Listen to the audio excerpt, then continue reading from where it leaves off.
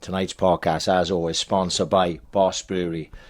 The Boss Brewery is only 200 metres from the Liberty Stadium and is now open from the earlier time of 1 p.m. on a Friday through to a Sunday night. They have a new takeaway set up inside the bar with more bottles, cans and also 10-pint mini kegs for people to pick up and drink at home. This Saturday, Swans have got Wigan, 3 o'clock kick-off. They are the closest independent tap room to the Liberty Stadium, and they are open from midday as usual. And they're doing four pint pitchers of Boss Brewery beer for 12 quid. So get down there. You know the drill by now. Get down there. Have yourself a Boss beer. Get ASC podcast tagged in any photos, and hopefully enjoy the game. I don't know if enjoy is the right word at the minute, but we'll be down there. We'll support them. Let's get behind them. And sponsored by the Bunkhouse Bar, Swansea's #1 live music venue. They have tickets available for all gigs from www.bunkhousebar.co.uk, and you can hit them up on all the social media platforms. So get them on Twitter, Instagram, Facebook, give them a like, give them a follow, see what they got coming up. Massive things coming up. So get onto their website, buy tickets for the local gigs, support your local entertainment venue, and they are now serving coffee and hot drinks all day, so you can get in there all day. Finally, sponsored by JMW Heating and Plumbing Limited, domestic and commercial gas, heating, plumbing and building maintenance, 24 hours a day, 7 day a week, emergency call out, covering the whole of South Wales and South West England. You can get them on the email info@jmwheating.co.uk and on the phone 0330 100 5286. It's 10% discounts for NHS and military veterans, 5% discount for Swansea City season ticket holders and AIC podcast listeners. So you get a free quotation and a safe contractor member and a backseat accredited installer. Like we said, flipped about this week. We had someone booked in, then that fell through Monday. We were trying to get someone else. That didn't materialise. We'll talk about it now on a podcast. So it's just the two of us. This is episode 96 of the Ambition is Critical podcast. Well, it's just the two of us, isn't it? You know what I mean?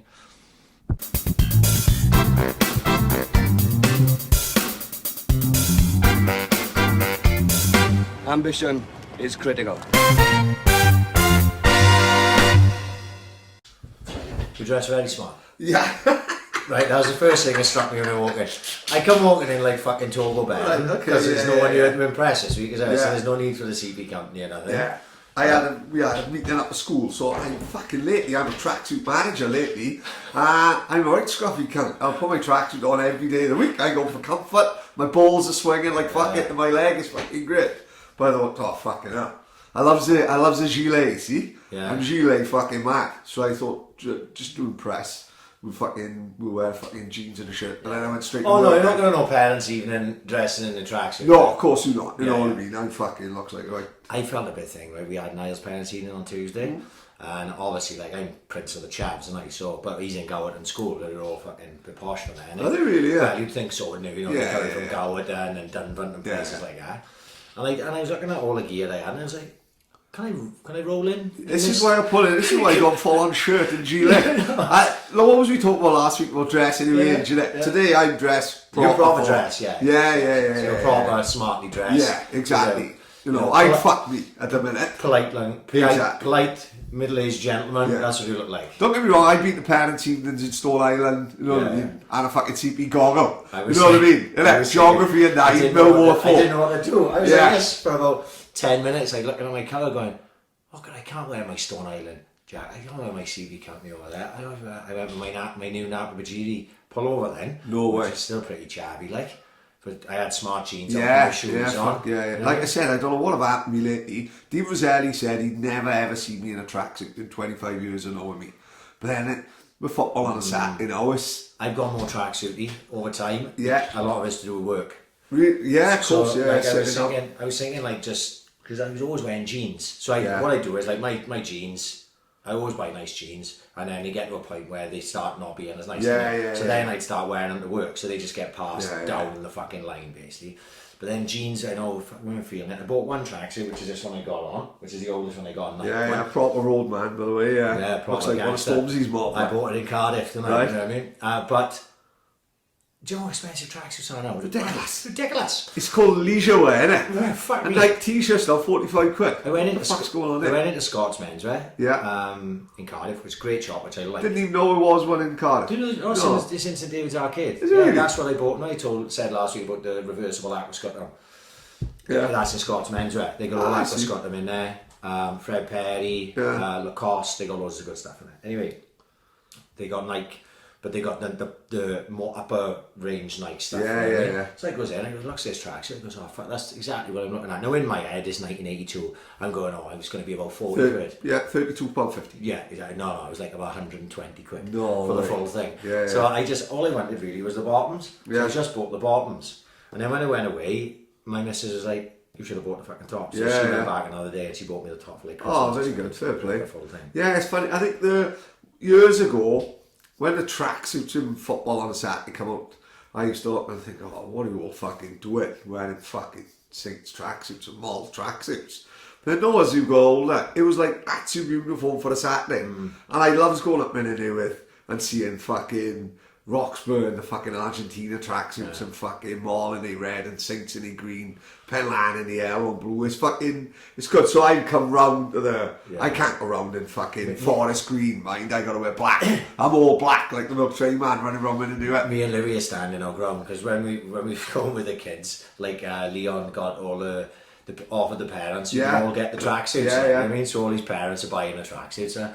I messaged Louis. I said, Lou, you're not going to go buy a fucking tracksuit, do you? 'Cause I think I'd buy a tracksuit if I was playing. Yeah, of course. But I'm yeah. not going to buy a tracksuit and stand in line as a parent. For one, I'm not a parent, but no. Yeah. No, what I'm saying is you're part of the club. Right, okay. I'm not part of the club. I'm just a parent of Right. the kids who's playing for the club. So I'm not fucking buying a tracksuit, Lou. Forget it. Yeah. For one, I'm a fucking freezer. So I need to get about 12 layers of Yeah, fucking yeah. tracksuit. And no, so we're one of the few that's just standing on the line. But the problem is when you do start tracksuiting it up, all of a sudden then it's hard to go back to jeans every day. Like I know one of them, don't get me wrong, I know one of them nonsense who wears jeans around the house. No. If he wears jeans around the house, you should be locked up, 100%. Yeah. You know what I The mean? most I got on is tracksuit. If not, I won't know shorts. Well, I wouldn't even do the matching Christmas pyjamas, I would see. No, and You know. well, you don't see no photos of me with that either. That haven't happened. I thought they would have been roped into it. No. You've got to draw the line, haven't you, somewhere? But again, we are the minority. We are not the people. Everyone's doing it like. Tina knows not to ask me anymore because she's been asking for years, and I let her buy me new. And I just wear shorts to bed, see.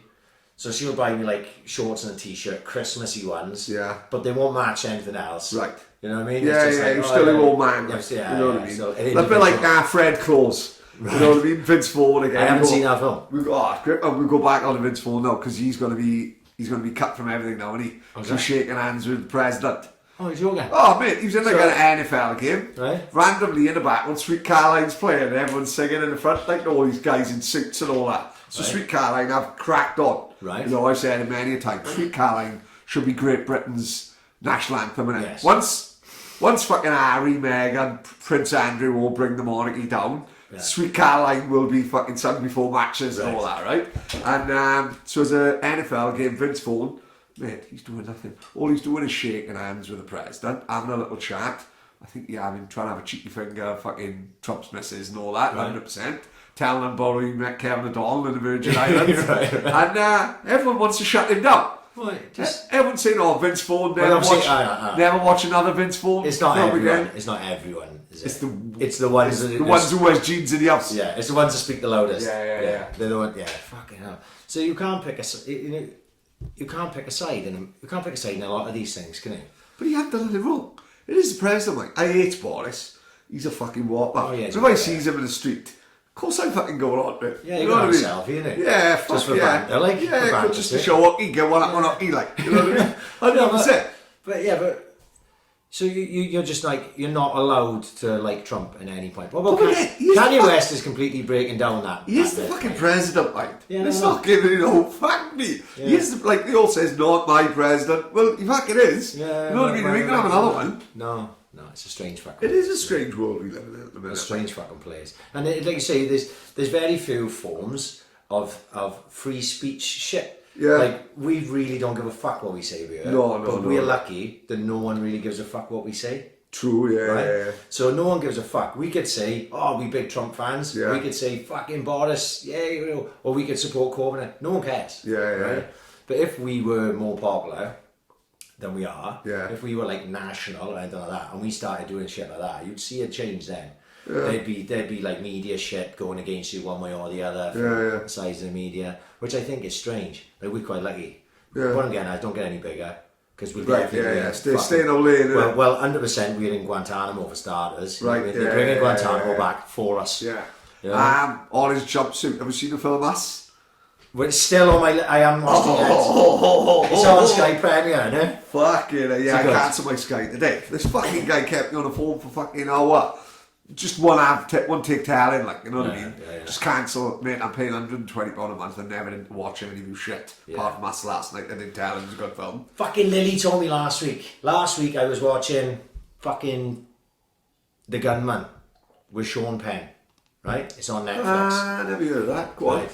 It's okay. It's not going to change the world, but if you watch it, you'll enjoy it, right? And Lily messaged me and said, I'm watching Us. Have you heard of Us? I said, yeah, it's the fucking guy that made Jordan Peele. He made Get Out. Which is a great film. Right? Great film. So I was like, I've been wanting to watch it for ages, but it's not on Netflix, and my streaming days seemingly behind me. So it's like, oh, it's on Sky Premier though. Yeah. But I missed the start of it. So, and I've been meaning to watch it, and I just fucking Good film. Good. I fancy it. Don't they? What I like, I've heard about it. They slow down, and I got 5 on it, don't they? Yes. The song, and they make it really spooky. Yeah. They were on about it on the Christmas show. Good, yeah, good fucking film. I like Jordan Peele's good. He made didn't he make another film with the guy who plays the guy who plays Creed? Michael B. Jordan.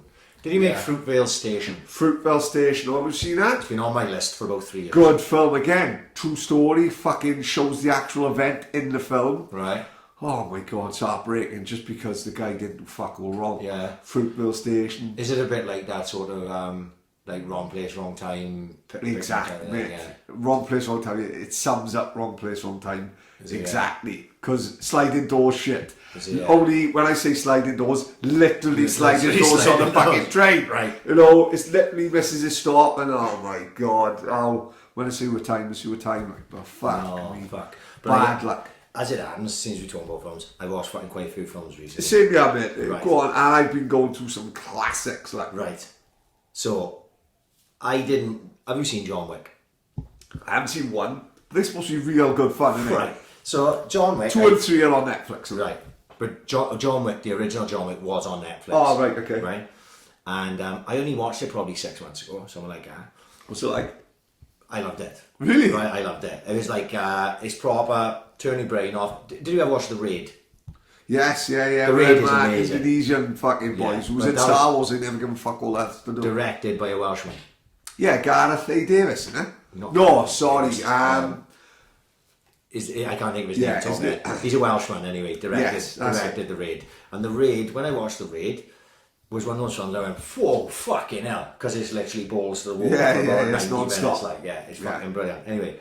It reminds me of that pub in Loretta Mar when it kicked off. Like, we was like, I wasn't there that night. Oh, I was right, on the nest.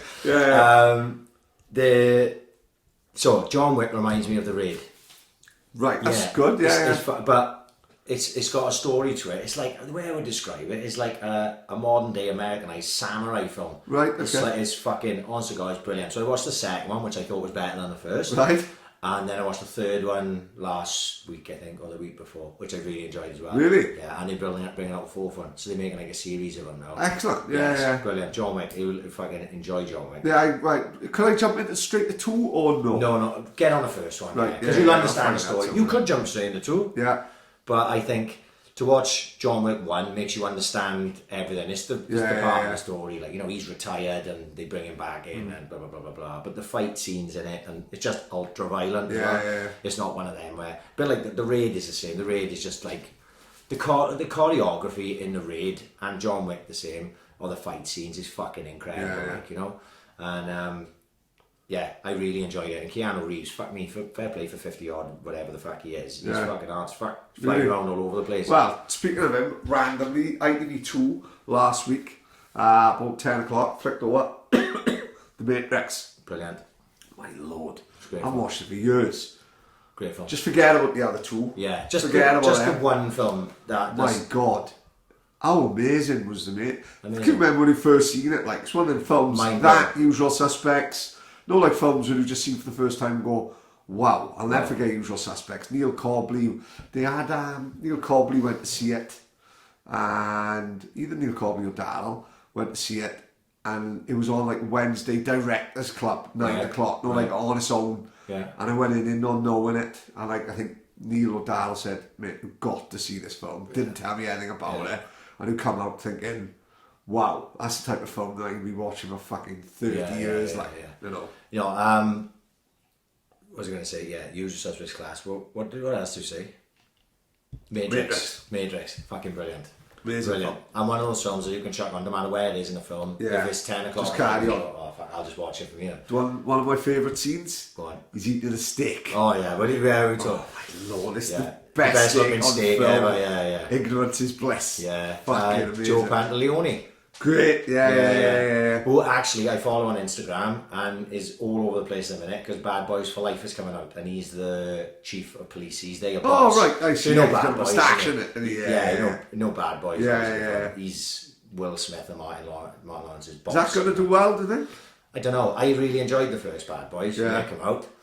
And I watched it the other day as it happens. Similar to Beverly Hills Cop, we think. More updated version of it. And I watched it the other day with the kids. And they loved it, thought it was fucking brilliant. But I really didn't enjoy Bad Boys 2. No. Yeah, wasn't fussed in it at all. But I know this now will probably do millions of pounds. Whether it'll be any fucking good is another thing. But I watched, like you saying, flicking around. I flicked around and The Untouchables was on. Right? Yeah. Now, I haven't seen The Untouchables for a long time. Right?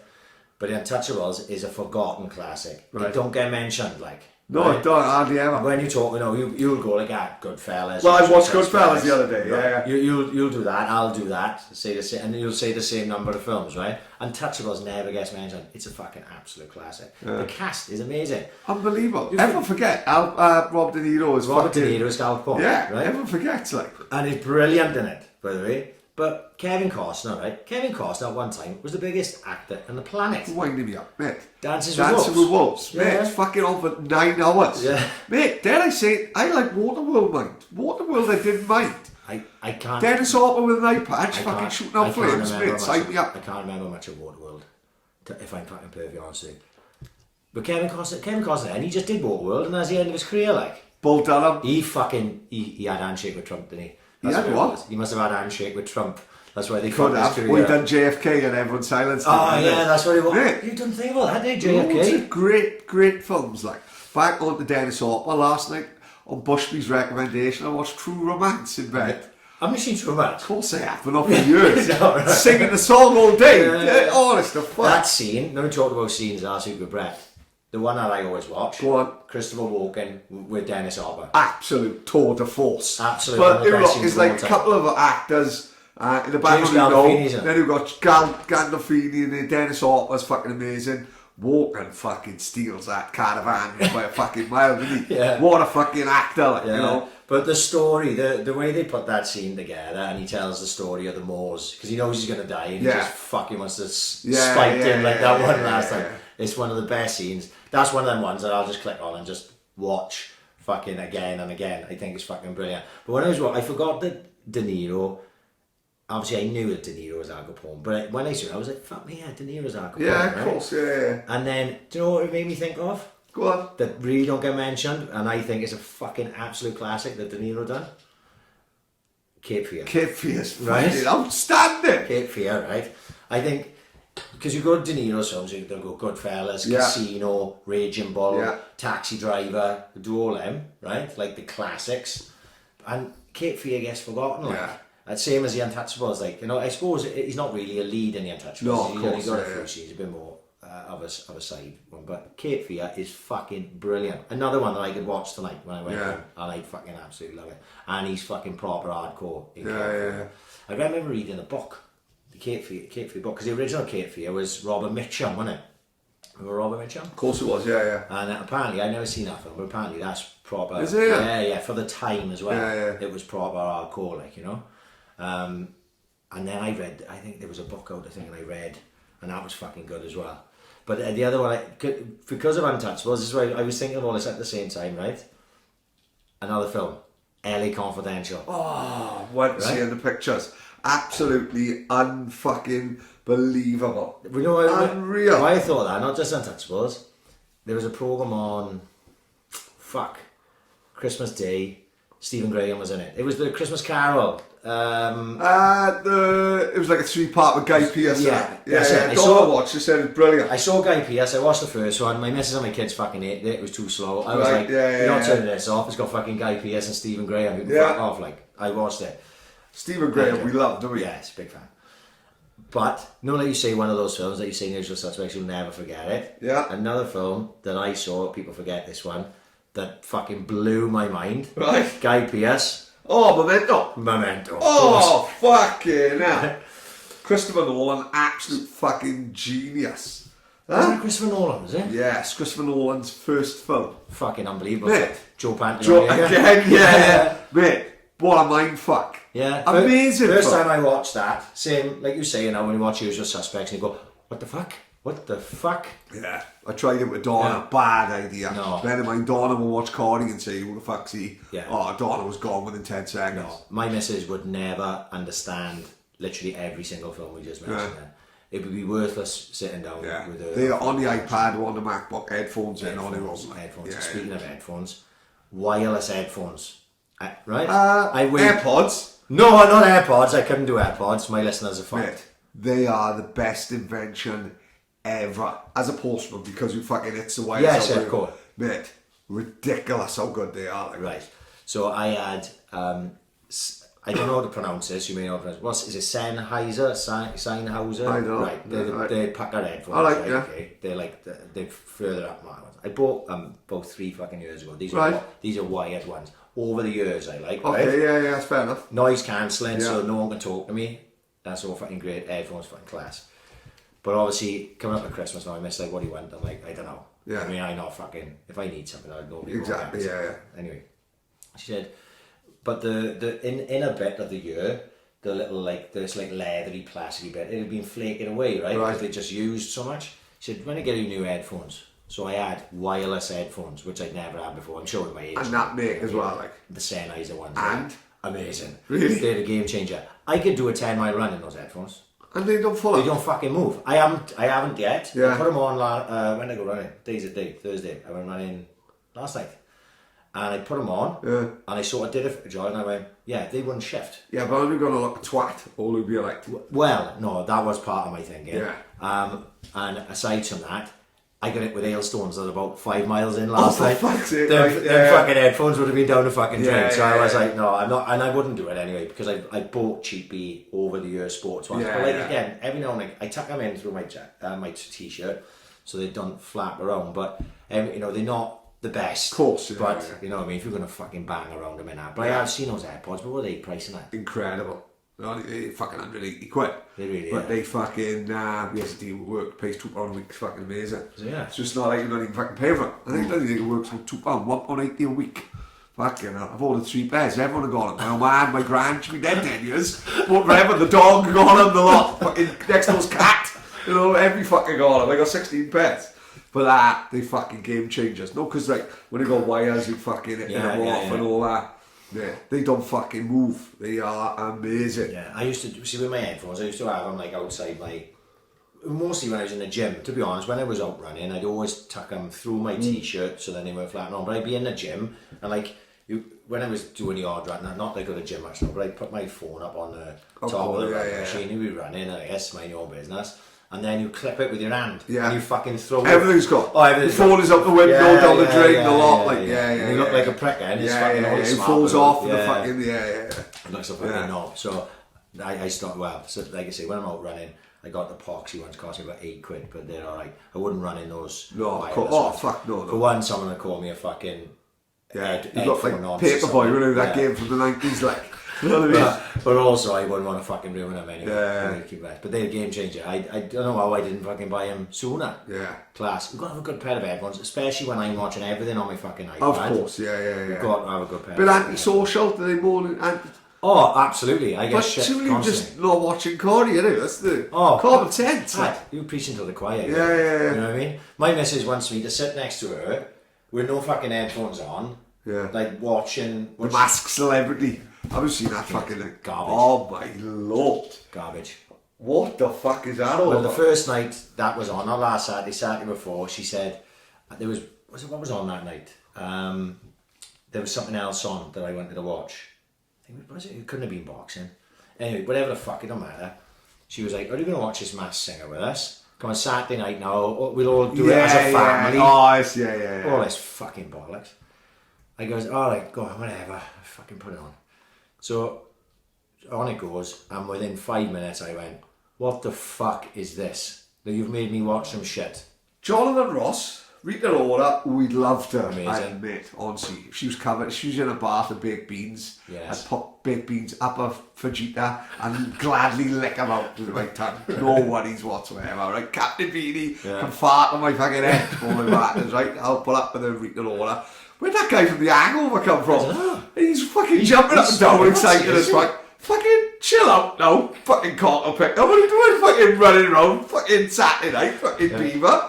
Chill out, dude. I love the fucking guesses, like, Anthony Joshua, Jason Statham, Rihanna, fucking Bianca from EastEnders, like, who the fuck? Jason Statham. They must have been told, like, go big. Because you're not going to get anyone. Because you're not going to get anyone, mate. No, you having fucking Norris from Corny. Well, you look at the ones that they've unmasked so far, like you said, Bianca from EastEnders. Yeah. I've been in EastEnders to go to it. Oh, she lives in LA with some with her husband. She lives in the fucking dream as it happens, like, you know what I mean? But fucking be fair, like Zina Badawi from fucking BBC News. Right? Fucking Justin Hawkins from The Darkness. Mate, come on. Come on, I know he's living off his Christmas song, and Yeah. and I did like the first album. First album was good. But come on, Yeah. he's not as relevant as fucking, yeah. you know, the next man. Like. Indeed. So that's the type of crowd you're Yeah. going to be pulling in there, innit?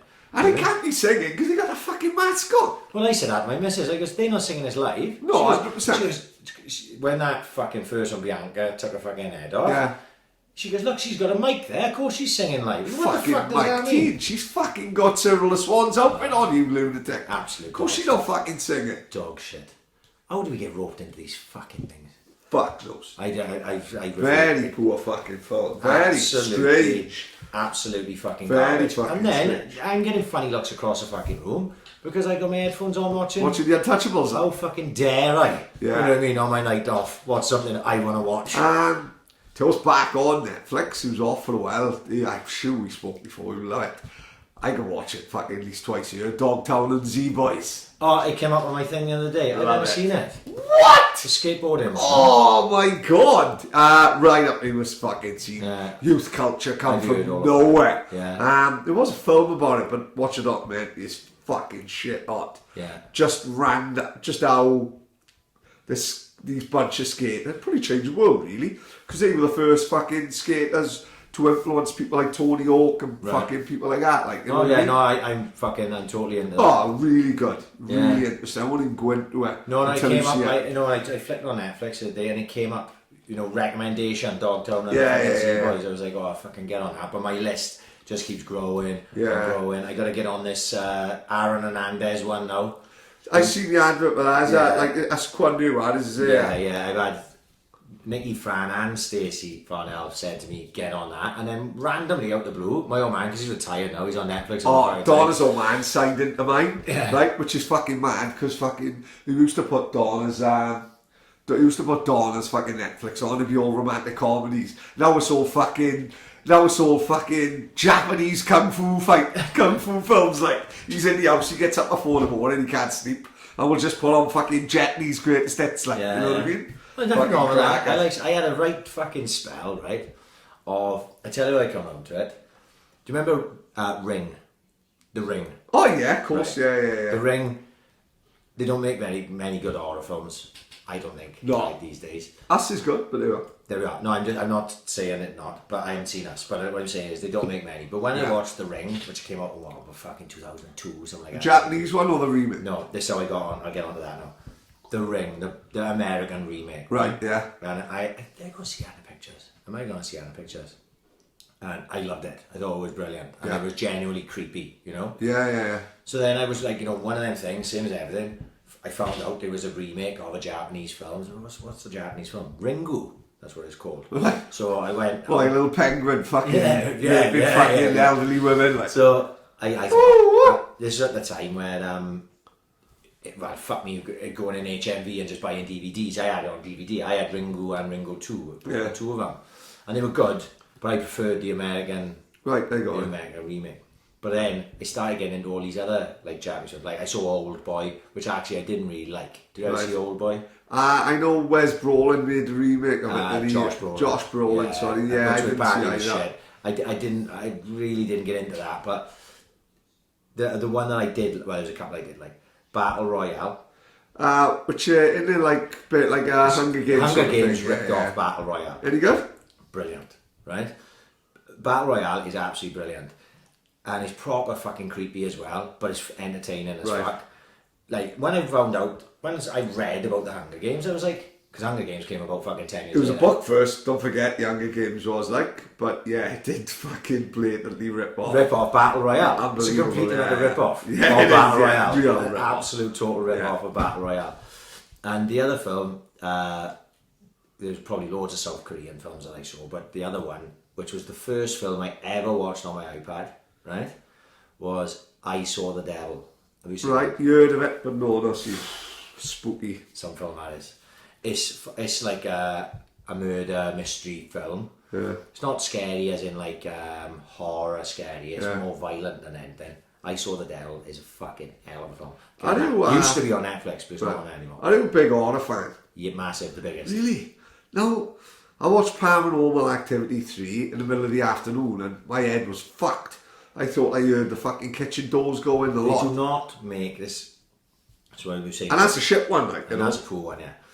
I actually quite enjoyed the original Paranormal Activity because at the time it was sort of the first of its kind. Okay. You know, like that. Not so much the first of its kind, but they did it really well. Yeah. That sort of CCTV footage of things moving and that. I enjoyed the original. I've seen them all, but they got gradually shitter. Same as everything. Yeah. You know, remember when Blair Witch Project came out? Oh. Right? Blair Witch Project came out. Let me tell you a story, right? Fuck me. Not many people know this. Blair Witch Project came out, right? I was with my ex-missus at the time, right? And her parents were away. I was only, 19 or 20, something like that, right? I was working in Royal Mail. And her house backed onto Llewellyn Park. Of course it do, yeah, nice little stick. And we watched Blair Witch Project, right? In the dark, just us in the fucking house. I'm 19, she's 17, right? Fuck, like, I'd be up fucking Mount Pleasant in my mother's before we could say fucking spooky cowboy.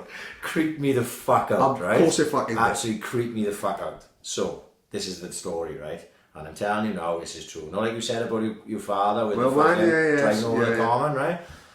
I'm laying in bed that night, right? And it's gone to my head, right? And I'm dreaming, and I'm not dreaming about that as such, but I'm having vivid dreams and everything. I fucking wake up, I can hear this like... It sounded like screaming to me, not screaming like high-pitched screaming, but like... And I was like, what the fuck? Sounds like Nucky Bear. Nucky Bear was in the living room. So I was like, this is in my head. Like, I'm convinced myself now that I've lost my fucking marbles. Yeah, I'm trying to go back to sleep, I probably dozed off. And I remember I was turned facing the wall. And I do this fucking hell. I woke up, I was like, I still hear this fucking screaming. So this has gone on a while now, and I think my fucking nap has gone. And I turned over, and as I turned over, she's fucking staring right at me, right? I nearly went through the fucking roof. I said, fucking hell! Yeah. I said, didn't know you was awake. She said, I didn't know you was awake either. I said, what the fuck are you doing awake? She said, have you heard that fucking screaming out there? She said, shut the fuck up. Swear on my life. Right? So we and her now are in the house, pitch black, kids as such. You know what I mean? Yeah. And looking out of her window into Llewellyn Park, and you can't see a thing because it is just pitch black, and we could just hear this fucking screaming. Now I'm quite sure 20 odd years down the fucking line that it was probably just some fox that fell over and broke the fucking leg or something. But no, it wasn't that night. I was fucking double checking the doors. 100%. You know what I mean? I didn't sleep very well that night. Like, I was going to work, I was going to go to Royal Mail. I was going to work at Royal Mail, and she was like, "Oh, you can't leave me in the house on my own." I said, "Well, fuck, I go work." Yeah. You know what I mean? Proper fucking spooky thing. But yeah, horror films, always since I was a kid. was always into horror films. You know what really fucked me up? Horror film? Go on. Well, it was a few. I'll tell you the one. Was it first? American Werewolf in London. Mate, no one first yet. Apart from Jenny Agata's tits, like, oh Yes. my god. I think I might have had one of my first hard-ons to that and a film called Walkabout. But it was nothing dirty, you know, it was just a woman in a fucking, it was just a kid in a fucking pair of knickers and bra. There was cabbage juice everywhere, all just the fuck. My little Willie didn't know what was happening. I think I was 23 at the time. The American Werewolf in London fucked me up. Even if I still watch it now, Yeah. by the way, I love American Werewolf in Tremendous London. film. Tremendous film, right? John Landis, is that right? John Landis, yeah. Amazing film. And a lot of it fucks with me up when I've seen it more recently, when they're walking through the moors and all that. But another bit that fucked me up, he's Go in on. hospital and he's dreaming, right? Right. And the camera's flying through the forest, through like and there's a mist through the forest. And it goes over the top of him, and there's the nurse, it's his hospital bed, Yeah. and it goes over his face, and as it goes over his face, he goes, "Nah!" Oh, and fuck. jumps at the fucking screen. Fucking I went, eh? Yeah, shit yourself. Fucking hell. It's a proper jump scare. Yeah, yeah, Well, yeah. I saw that when I was about fucking 11, right? Yeah, Maybe a yeah. little Sharing bit a older. bedroom with your brother. Oh my god, turned it off. Yeah. Turn that off. I can't fucking watch that, like shit myself. And Nightmare on Elm Street 3. Never watched any of them. Brilliant. But I have met Robert England randomly enough. What, you met Robert England? How come you've never told this I watched story? him the other day on V. No, I haven't met him. I've seen him on V. How could you get the two mixed up? Because I'm they're sure not I even met him in- then. they're I not- don't know. I had a really vivid, no deja vu that I met him.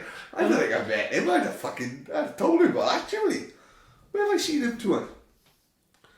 I'll get back on that. He's definitely in V anyway. Maybe Well- because he's dressed not in Freddy outfit. Yeah, yeah. Maybe I got attached to him. there's- Because V was one of my favourite CDs as a kid. I watched them all, right? Every night on Elm Street.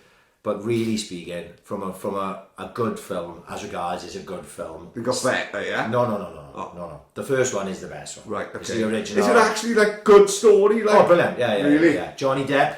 He's in, Shut up. He's in it like like he's in Platoon. For I a was little just bit, about to right? say Platoon. Great. Yeah, Nightmare on Elm Street. Yeah. He's in early as well in his career. This is like. before he's spending like 300 grand a month on wine and shit. Yes, yeah. So it's weird to see him because obviously when I first probably watched Nightmare on Elm Street, I didn't know who Johnny Depp was. You know? Yeah. But then, and I remember seeing it like I say. And he's a big man in it, like? No, fuck no. First one that gets fucking killed. Oh, yeah, good it's for the him, start John. of it, yeah. He's probably like nothing character, like just a Yeah. filler character. Anyway, Nightmare on Elm Street 1, great film, right? Really, really good. Nightmare on Elm Street 2, they basically just made a new film, right? Like they brought the story over, but but in its own right, it stands up and it's actually quite good. And there's some really spooky scenes in the second one. But the third one is the governor, right? The third one is the most fun out of any of them. Right. It's called Dream Warriors. Right. And the basically is set in a mental asylum for youngsters. Yeah, right? They're yeah. all a bit tough, but they've all all come from like Elm Street, and they've all been bothered by the dreams of. Right. You've got to go with me a bit because obviously it's Yeah, I will, the yeah, suspended yeah. brief is fucking brilliant. Really? The third one. Like That's what I said. Did they get better? Because After everyone I that- know talks about Nightmare on Elm Street 3. After that, they goes down the pan. 4, 5, 6, whatever. Oh, well, straight away, 4, 5, 6. Who going into like Police Academy 5 mission in Moscow and shit. Really they are. But do you know where they did another one? And I'm not talking about the remakes, which I would never watch, right? Right. Was Robert Englund in there? All these Robert Englund is Freddy. Remix? No. Oh, They had a new Freddy. But they made one called The New Nightmare. Right. Now this must have been, I'm hazarding a guess, at late 90s, early Right. 2000s. Right? They made one called The New Nightmare, where basically every character that's in the film plays themselves, right? And Freddy, as the spirit of Freddy Krueger, has broken to the real world. So Robert Englund is playing himself. So they're all in Hollywood, and they're all doing like talk shows. Oh, talking this about has the Nightmare on Elm fucked my Street. brain up. Right. So Robert Englund's playing Robert Englund. Oh, this sounds a mind fuck. Right. This is worse than Watership Down. Right. So the New Nightmare's worth watching, and the first three. Yeah. Watch the first three, and then just watch a New Nightmare. I think this New Nightmare is a bit of me, like, fucking... Watch the first three. Yeah? Brilliant. I think you may. I don't know if you can get them on Netflix. I would have thought so. No. I watched all them as a kid. I watched all of Friday the 13th, it's my favourite. Yeah. Friday the 13th. So you are a massive horror fan. Massive. You can probably name a horror film I haven't seen. Really? Yeah, I would say so. I would be very surprised. Yeah. There's some that I may have watched that I didn't. Child's Play 4 and shit like Oh, that. man, I've seen every Child's Play. The Leprechaun? I saw the original Leprechaun. I Do you end up see it. fucking banging Jennifer Aniston? It was with that? weird film, that was. Really?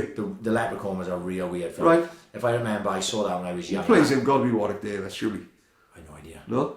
But that's one of them that sort of stayed with me. No, Really? yeah, like at the time. Because I watched a lot of these. Bear in mind, I watching films proper hardcore since I was a kid. Yeah, so yeah, like, yeah. my old man, it wasn't like my parents wouldn't, my parents, if I wanted to watch a horror film, Yeah, they'd let of me course, watch, yeah. you know what I mean?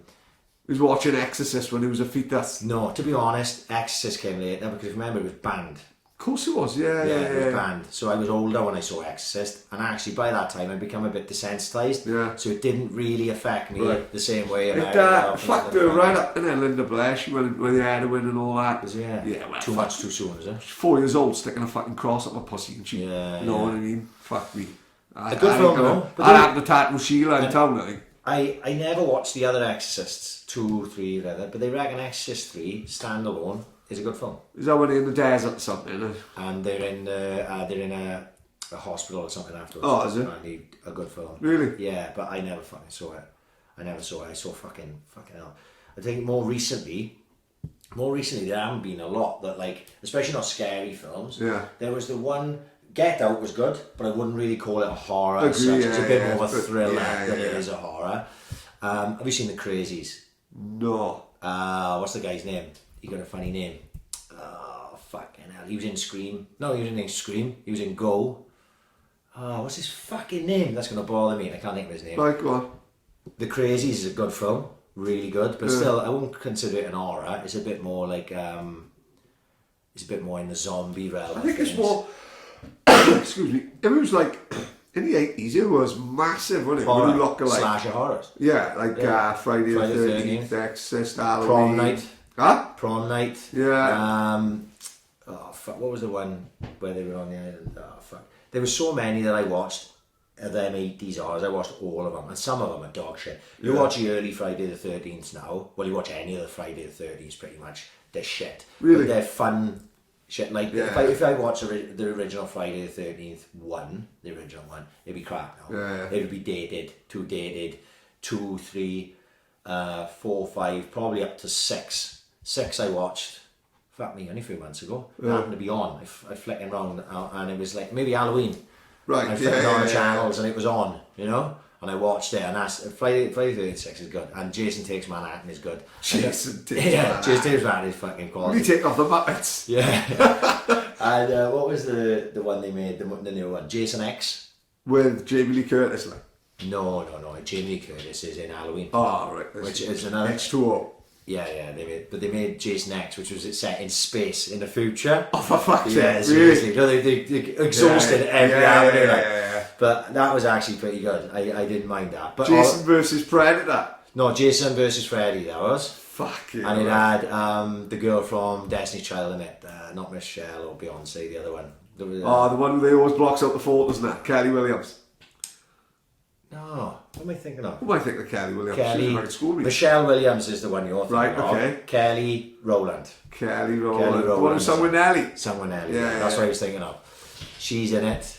It wasn't up too much. But I watched, they remade then a Friday the 13th, and I did watch that, and I didn't enjoy it. I don't like no remakes. Very few. Dawn of the Dead remake.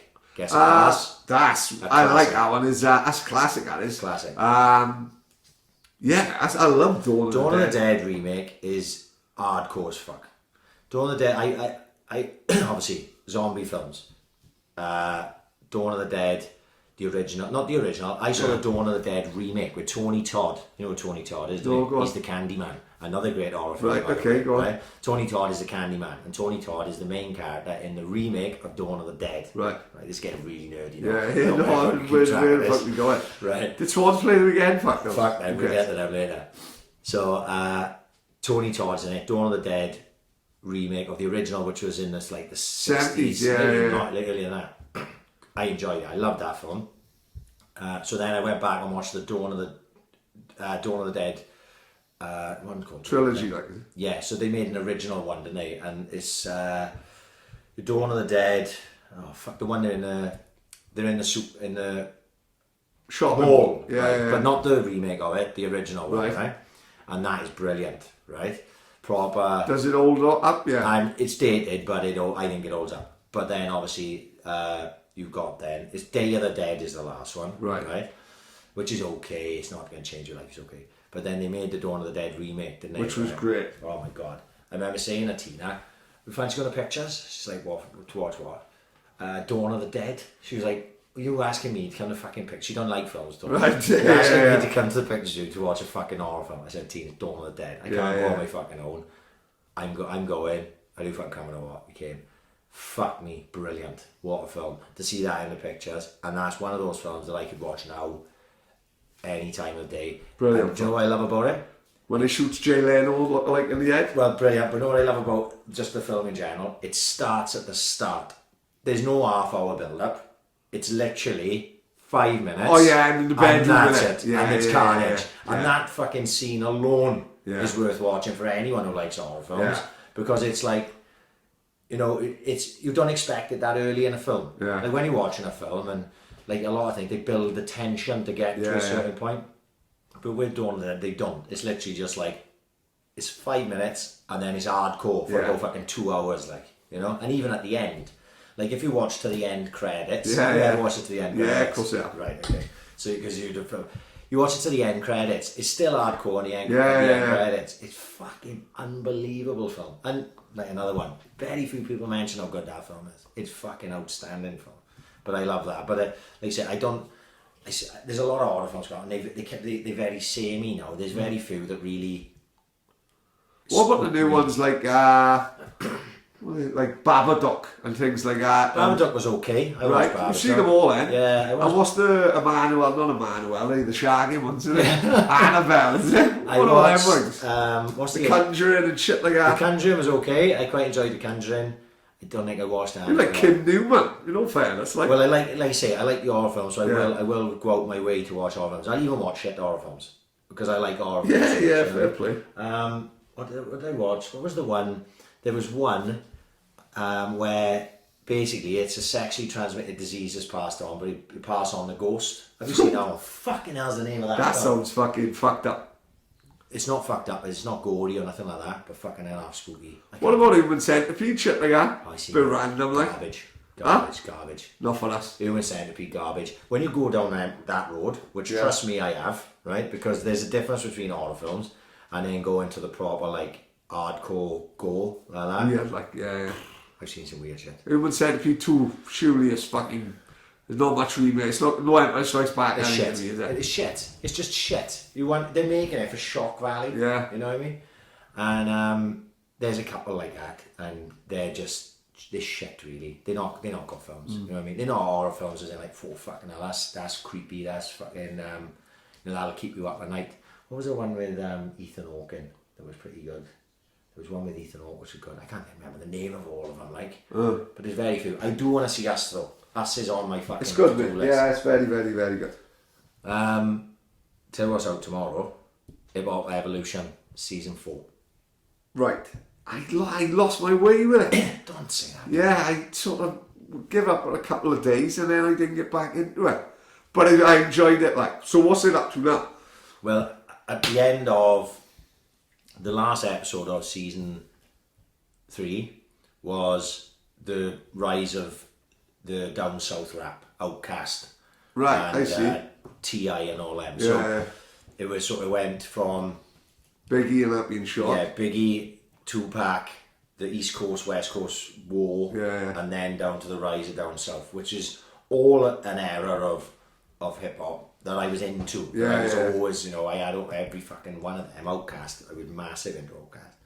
So I was always really interested in that. Where it goes from here now, I don't know, because it's probably going to start going into an area where I don't really care so much. Yeah, anymore, yeah. But it's still brilliant for Yeah. viewing, you know.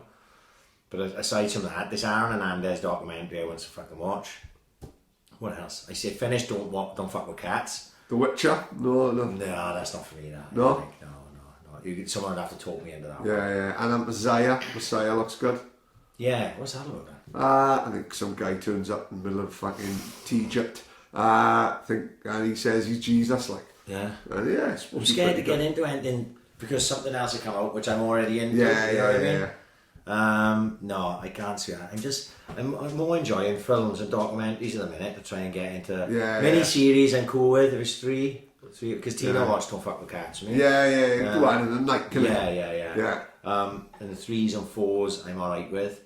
But sometimes I look at something and I go, it's 12, isn't it? That's 12. I mean, I got to commit to that. Mate, that's on 30 odd hours of The Crown, isn't it? But it's put me in a fucking hole now. I'm fucking searching up documentaries about the Windsors. Mate, my ex-wife. Have you seen the Queen's? They cheeky fuckers, mate. Do you know where the name Windsor comes from? No. It was just plucked out of the air. They're not Windsors. Right. The Queen's grandfather, his name was Saxico Bagota. Full on German. Right. Full on Kraut. The Queen's about as fucking English as fucking the O'Donnells are Irish. Right. They're like proper full on plastic paddies. Yeah. The only reason they changed the name was like World War II happened and London got bombed. And not like you have like in World War II you have like Bomber Harris, he was the best pilot the RAF had, or the German would have the Red Skull. Like he was the best pilot the Germans had in World War II. Well, London got bombed in World War One. It wasn't all trench warfare. It's the first time anywhere's ever been bombed from the sky. So it was like a total alien thing for London, and it was bombed by a family of German pilots called the Bagotas. Right. Well, they had the same fucking name as the King of England. Right. So before that, just to fill me in on this. So before that, because they called him King George.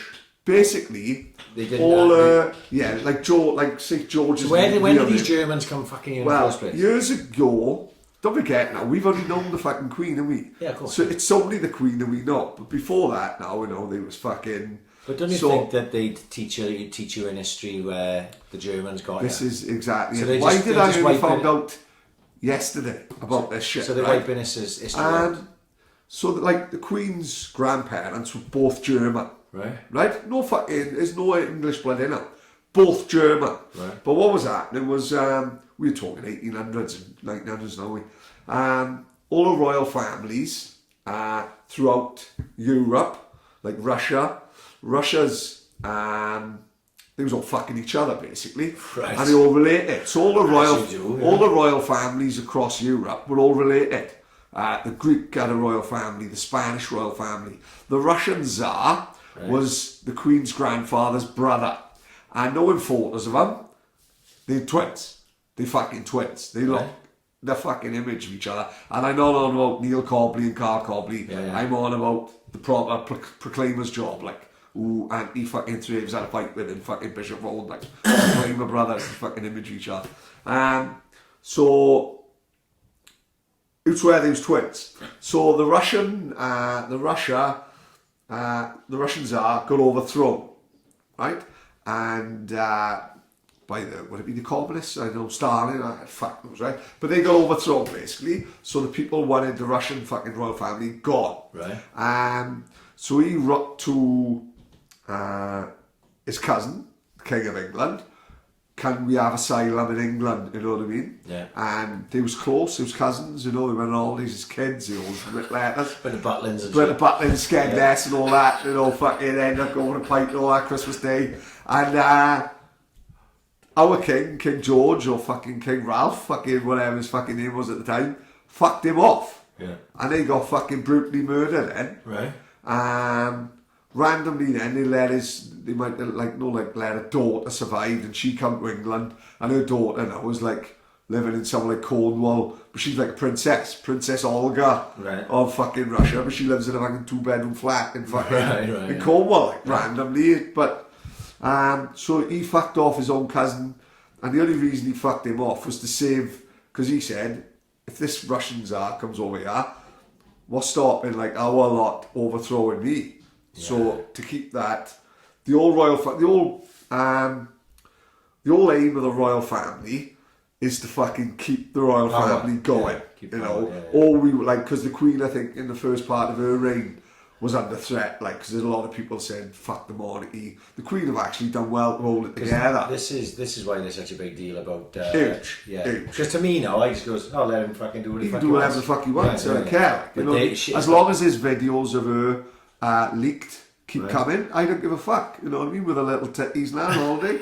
As long as they keep being leaked, I don't give a fuck about the ginger cut. It's not even a royal. He's James Hewitt's boy anyway, isn't he? Oh, Ding dong. Image. Absolute. So what happened? This Bogota family from Germany fucking bombed London, and they said literally within a week. Don't forget, there's no social media, there's no telly, radio's only just coming about, and he gave it to his like what would have been his personal assistant then, like the royal aide, you know what I mean? With Tommy Lascelles, Timothy Button, and all them, you know, like they got all the proper. So, and he was like, this guy was thinking about names and like one name Fitzroy, and he went, no, it's not right. And fucking you know, Smithson and all this, and he was locked out his window, and he could see Windsor Castle. Right. And this guy said, I've got it. And from that fucking day, they changed their name from Bogota to Windsor.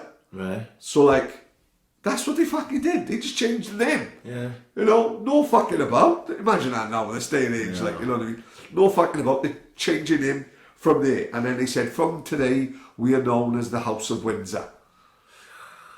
Just do what the fuck they want, like. Yeah. And then she went and fucking fucked Prince Philip, who was like Prince of Greece. Right. You know what I mean? His father. And they got over fucking throne as well. They all the royal families all over Europe was just fucking each other.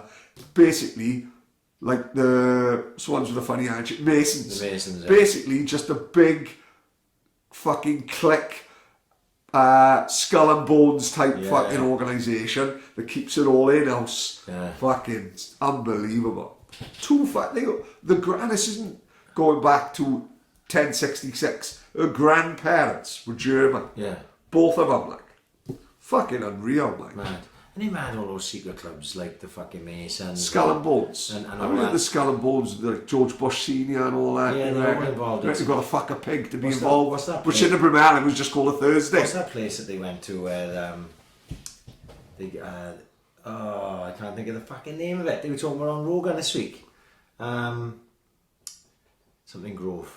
Something like that. But Oh, Ashbrook Grove. No. Or Ladbroke Grove. no, I can't think of the fucking name. Ashburton Grove. No, I got it. Ah. It's not that. But they Bohemian.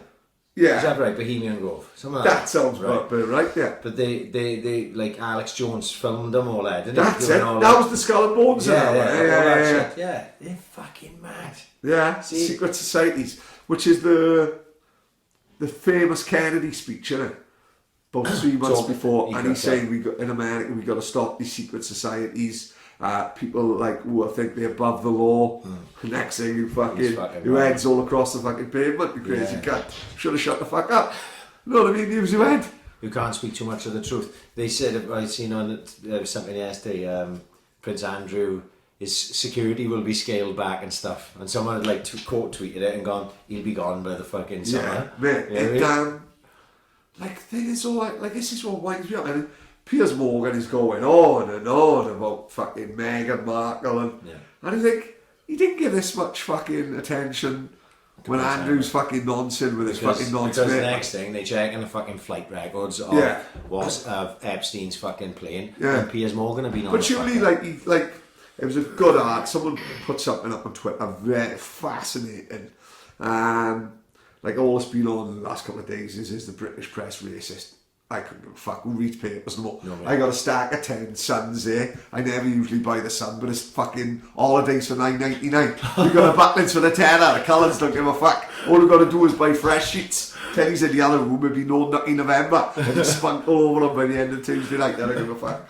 And so like they would say they had about 20 articles about Kate Middleton and 20 articles about Meghan Markle, and it was saying like they'd been within a couple of years of each other. Yeah. So Kate Middleton holding her belly, radiant Kate shows off baby bump, and then you've got Meghan Markle over there, and they say Meghan Markle floating baby in people's faces, right? And then like see Meghan Markle with a fucking black dress off the shoulder. disgusting for a Royal. So and then it shows Kate Middleton then 2 years ago. Lovely looking Kate. Off the shoulder number. Is it? Right. Now, if I did not, I don't know much about that Meghan Markle. I don't know what TV program she was in. Or Six, isn't it? I couldn't tell you. Yeah. And when I saw a picture of her, Jeremy, first time I ever saw her, I didn't know she was mixed race. Yeah. I would have just said she's American. She's tan. Yeah. She's not black to me. No. That's what I'm trying to get at. Like I saw that her mother's black and she. And your man looks like fucking Dan Raphael, like right. Boxing guy. So, like I said, is it more than I'm not one to get is it racist? Because I think they'd have to be very pedantic to be racist to her. Because is it more just the fact she's American? But I think the fact they like she would like to be thought of as I don't know maybe if you like what I'm getting at is other media picking on her just because she was already a famous actress. Yeah, cool. And she's not from the establishment. Right. That's what I'm getting at. I'm not saying that maybe the colour thing is thrown in as well, but I wouldn't say it was racist. It was more. I would say it was more the fact outsider. She's an outsider. Yeah. Whereas that Kate Middleton went to private. I think her parents quite normal, relatively normal. They're still multi-millionaires, I think, from selling party poppers. But she looks more like the type of person that they'd readily accept. Yeah, exactly. Whereas she's like you said, film star, no royal blood. No. Where the fuck did he meet her? Like, man, that's like, you know what I mean? Yeah, he'd be bringing on fucking that Elle Brooke, Ollie McBurney's fucking missus. No, she's a character, isn't she?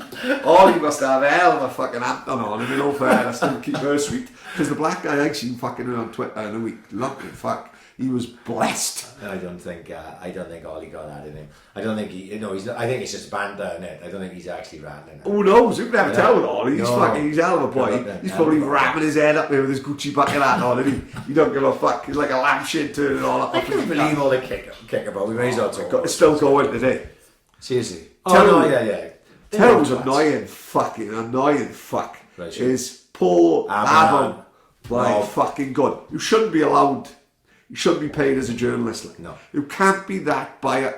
If you've got to be that biased, say, look, I don't give a fuck. I hate the Swans, and I'll always hate the Swans. Simple as that. Like, fucking suck my cock. That's what it is. But to call yourself Wales Online, and then just fucking go on, everything about Cardiff. Everything about Cardiff. The Ollie McBurney thing, like. Because now, Ollie McBurney's manager, fair dues that fucking well. Yeah. He's the main man. He's good, right? Very in everything he does, he's good. Yeah. Football-wise, the way Sheffield talks about his team. I like the way he talks about football. He's honest as fuck. When he talked about Liverpool the other day, I loved it. So he's more or less drawn a line in it now. Because he said, I used to run back to see Sheffield United. I couldn't really give a fuck. He can do what he wants. It helps that McBurney scored the weekend, doesn't it? Yes. If he hadn't scored the weekend. 2 days before, they're not playing. You know what I mean? It helps that he's playing well. It helps Sheffield Wednesday do well. If Sheffield Wednesday in a relegation, Sheffield United in a relegation battle, don't fucking come. Yeah. Just stay where you are, mate, and fucking. But as it is, everything's going well, crack on. So his manager drew a line under the sand today and said, look, I fucking would have done it myself. So what does that Paul Abernathy do now? He gets Nathan Blake out of the cupboard, didn't he? He gets Nathan Blake out the cupboard, right? Don't take that the wrong way. And he goes on then about, should Joe Roden have been there? Yeah. No, what the fuck? So you've had all week now smashing McBurney, and now we're like... Yeah, you basically pull Nathan Blake in because you know he's anti-Swans, and he will... The things Abernathy can only sort of say in whispers. Nathan Blake will say... Nathan Blake will just say out loud. So I'm not slagging Nathan Blake. We know Nathan Blake is Cardiff. Listen, if Nathan Blake is a Swans player, he's a Swans hero. Yeah. Right, so, cult hero. That's all what it is. I'm not mad at Nathan Blake, but like you say, that Abernathy, that's the only reason he's rolled him out. Of course, it's like, who's the most anti-Swans fucker I can find? Jason Paddy, he's busy having his haircut, he's playing golf. Right, Jason Mohammed, he's fucking blocked everyone, but like you say, he's supposed to be an unbiased journalist working on the BBC, and you fucking know full well, look, I don't mind. Yeah. But like you say, just admit it. Yeah, who knows what you got, you know exactly what. Know that Johnny Owen? We have spoken on yes. Merthyr Boy, done a few football documentaries about Wales Forest. Yes. Good guy, and he hosted Soccer Sunday. Right. Well, this was one of the reasons why everyone hated Sunday. Like Cardiff would always be first, Swans would always be last, and he was blatant. And in his very last broadcast hosting the show, he says, like, you know what I mean? It's been a wonderful 2 years presenting the show. The only bad thing about the show is that I've had to put up with watching Swansea City every single week. Now I love that. Do you know what I mean? Like, because he blatantly got out his way and said, "I fucking hate Swans," like, you know. But yeah, this fucking Avniard or whatever. He's a fucking whopper. The beauties, man. But like I say, why are you making such a fuss about it? Why are you making such a fuss about it? Because even if McBurney was to get in trouble, he's got literally zero to do with the Swans. Absolutely nothing to do with the Swans. You bring Roden into it, do you think the Swans are going to do anything to fucking Roden? Of course they're not. Right? And as far from what I saw, Joe Roden didn't do anything wrong. Not a thing. Right. So if McBurney's turned around to Cardiff fans and call them wankers, right? Which you've got a camera on you all game waiting for that. Mate, I watched it. So obviously, I watched the full fucking game. Yeah. They kept flicking all back the time. Oliver Burney all the time. That fucking cameraman just sat there with his all camera day. on fucking Oliver Burney so you can catch him flicking the V's one time. Exactly. You know what I mean? They were having to fucking put their hands over their mouths because next thing they're reading their fucking lips, you know, and it's bullshit that he can't just go to the game, right?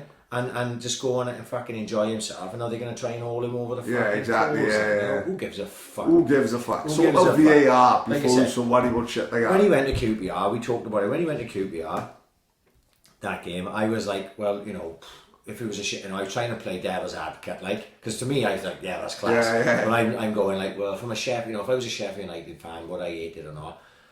Every Sheffield United fan was going, Oliver Burney's a fucking governor. I love it. Exactly. I fucking love it. Yeah. You know what I mean? He's one of the boys. Like they'd rather see him strolling around with his bucket hat and Stone Island fucking jacket on. I think so. Yeah. And being aloof. Yeah. And like ignoring him in the street driving past in his fucking Range Rover Sport and fucking not paying any attention. Ryan Hall reckons he's one of the most charismatic fucking people he's ever met. Right. He says he's like he's a proper character. I watched today. They had it was a Sheffield United thing got retweeted across my thing. It was like teammates. Have you ever seen Duran Sports? Yeah. And it was him and another guy whose name I fucking completely lost now. But they were just sitting there and they asking questions about the teammates, like best trainer, worst trainer, blah blah blah blah blah, all that type of thing, which you've probably seen on before. But he's funny in that. He's like naturally witty.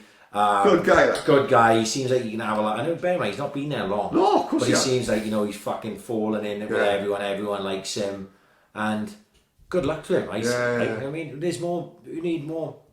And what's happened with him as well is, even though he's young coming in, he's been around a while. He's sort of really progressed at a steady rate. Come to the Swans as a nobody really, and then worked his way into the under-23. Scored a lot of goals there.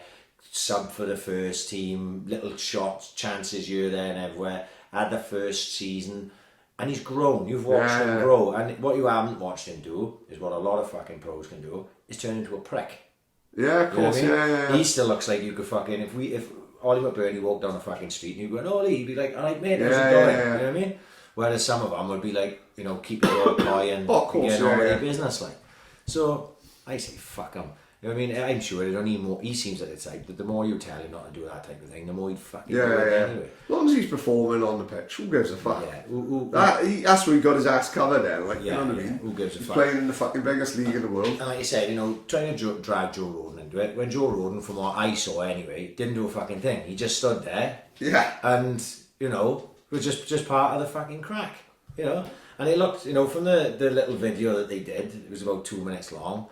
They filmed them all singing and all the way through the game. It looked like it was a fucking good crack about it. Yeah. I know plenty went. I tried to get tickets to it, but I'm going as pull as Ollie McBurney. But I spoke to Stark. He said it was good. Stark said to me that Ollie McBurney and Joe Roden were amazing, and anyone asked them for a photo, they had a photo. Yeah, that's what we fucking want, isn't it? Yeah, obviously Brett was there. Yeah. Fucking Courtney Baker Richardson. That one struck me. That one took me by surprise. Yeah. I saw him singing. Jordan Ayew was there. Jordan Ayew, yeah. So it seems strange that not so much McBurney and obviously Roden, but those Courtney Baker Richardson will come back and maybe they just like a fucking. Yeah. So is he with at the minute? He's an Accrington Stanley, they loaned him. On loan, like, yeah, is it? something like that, yeah. Right. Yeah. He wasn't that much really, like, you know, to be honest. You haven't left the Swans yet? No, he just out on Yeah, loan. yeah. I don't think Cooper didn't fancy him. Right. And that was that. Which happens, like, you know, not nothing to do with him. Like. Yeah. But the game itself, like, you know, what can you say, really? They started off well. We couldn't get out our own half I for the first 10 minutes. The mistake we made early in my viewing of the game was we can't battle with any team, right? We've got to keep the fucking ball, and we didn't keep the ball very well. We just kept giving it back to them, and they just kept lumping it and lumping it and lumping it and lumping it and fucking lumping it. We weren't tight enough to them wide, which gave them tons of space, especially on fucking Connor Roberts' side, because AU had probably his worst game of the season. He didn't do fuck all. He was standing on the halfway line. He was outnumbered over there all the time, Roberts, and you keep slinging balls in, and to be fair, our 4 best players were the back 4. You know, I agree with that. Norton, Roberts, and especially Cabango and Wilmot. Played well, didn't he? To be that young in that pressure cooker situation, and when Cabango got booked, I was like, fuck, there's a red card there. Because his heart was in it. He was full of it. He was playing. You know who he reminds me of when I watch him play? Go on. And this isn't a slight on him at all, because this man's won the fucking Premier League. Wes Morgan plays for Leicester. Right, okay, Right? I'll mention this week. He ain't going to be Franco Baresi, Ben Cabango. Not many people are. No. He's going to be more centre half. Yeah. Where's Morgan? Stick his fucking head in it, put the tackles in. There's nothing wrong with that, No, absolutely not. There's too many centre halves that want to be centre midfielders. Sometimes you need a fucking centre half, just head the twat and clear it up the fucking pitch. So he's young, he's promising, he's big, he's strong. Looks like he got a good future. I thought the back 4 were fucking outstanding. I wasn't happy with Woodman at all. He was fucking killing him. He don't like a cross, do He will not come off his line. And this isn't something that just happened fucking Sunday. This has been going on for a while. You know, like I said, I've watched near enough every game this year. I've been to more games this year than I have been for years, live and watch them or whatever I watch on the TV. He will not come for the ball. And I clocked this quite early. I was like, alright, maybe he's young, first team games, he'll start getting the confidence of coming for it. You know, we're halfway through the fucking season now, and he's actually getting further back on his fucking line. And when you're in that situation, no matter what level you play at, you can't keep defending on your fucking 6-yard box all the time. Cardiff had a free kick about fucking 25 yards out to the left, where most teams would be putting it down and looking at testing the keeper. They went, fuck that. We're going to dink the ball into the 6-yard box. Dink it into the 6-yard box. Because they've had a lot of luck this year with fucking set pieces, right. So how the fuck they didn't score that Sunday? Unbelievable. So what Fabianski would have done, see, I know we've been spoiled, right? Because Fabianski would come for fucking everything. Everything. Anything at the edge of the box, Fabianski would run off his line and fucking take it, right? So we have been spoiled in a way. But, like, Fabianski would have, a free kick in that situation, he would have said, stay on a fucking penalty area, and anything that goes in behind you, I'm going to come and get it. Don't worry about it. They've not got that confidence in Woodman. So all you've got to do is drop a ball in behind the defence. Yeah. They know the keeper's not going to come, and you're going to turn defenders, and people are going to be slicing into their own fucking net, putting over the bar. We conceded so many corners because Woodman just won't come and take simple balls. And it's about reading it. I know I'm a fucking goalkeeper, but I know football, like. It's just about reading it and coming and getting it. If you've got 6 men standing on you and they're putting you under pressure, you can't know much you can fucking do. But you've got to come and get something. And you could see that the defence were getting frustrated, and it put us under a lot of pressure. There was many occasions where you just go in, come and get that. And you don't come and get it. If he comes and gets it, you can fucking settle down, you can kill the game for a couple of seconds and just try and take the pressure off. But, you know, in the first half, we could have been up. Routledge missed a chance where I think Salino when he cut in. Unlucky minus. I'm up. That's a goal. You know what I mean? I'm already fucking celebrating. Margins of fucking hell of that. And then you look at it and you go, fuck. All the pressure they had and didn't really create. A couple of headers were going off as well. It wasn't really much to talk about. Half chances, and we could be 2-0 up in this. Yeah. And then in the second half, I was just happy the game fucking finished in the end because. They hit the bar and they just kept pounding. Yeah, but you take that, don't you? Point away from home. Absolutely. Especially in local derby, beat them at home, draw away. Yeah, 4 points out of fucking 6. A lot was made before the game of this fucking first ever double, which is fucking 14, right? Yeah, no, I know. That's fucking mad the amount of times they played over the years. And no one's ever beaten the other one. No, strange. Very strange. To think, like, when MNES, when we beat them up there with MNES, they beat us down here, Yeah. you know, and shit like that. Like Yeah. this. I don't know. I think, I look at it, and, you know, Cardiff are fucking garbage. And I think to myself, we are better than them if we play to the best of our ability. But we just not play, right? This is a long way around this, right? We are not, I don't give a fuck about where we are in the league, right? And how many points we got and blah, blah, blah. We are not playing well. And we haven't really played well all year, right? So, Cooper, players have to take certain amount of blame, but Cooper has to take certain amount of blame as well. So if we're going to talk about the positives, right? If you said it to me at the start of the year, we were sitting here on a podcast, you've got a manager coming in you've never fucking heard of, right? And he's his first time in full-time management. He's trying to take over the side, which is sold his two best fucking players. Has no interest in fucking investing in the side. You're going to be dealing with a lot of kids and a lot of loans, right? If you'd have said to me, at this stage of the season, you'll be 7th and you'll have 42 fucking points, I bet you fucking hand off. Absolutely. Don't forget, we were talking at the beginning of the season about Like relegation proper fights. relegation, And that. yeah. So I'm not slagging Cooper, right? That's what I'm trying to say.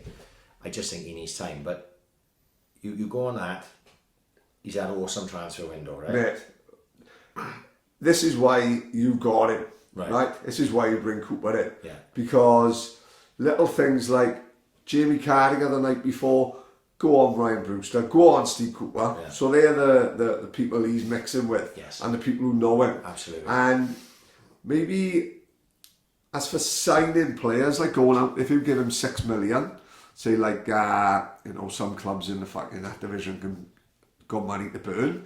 If you give him 6-7 million to spend, he probably wouldn't be as good, right? But what he have got, he got a lot of connections in a lot of clubs, and this is what the transfer window we've had is one of the best we've had in years. Years, yeah. You know what I mean? We've always fucked about, left it to the last day. Yeah. Look, the window ain't fucking closed yet, right?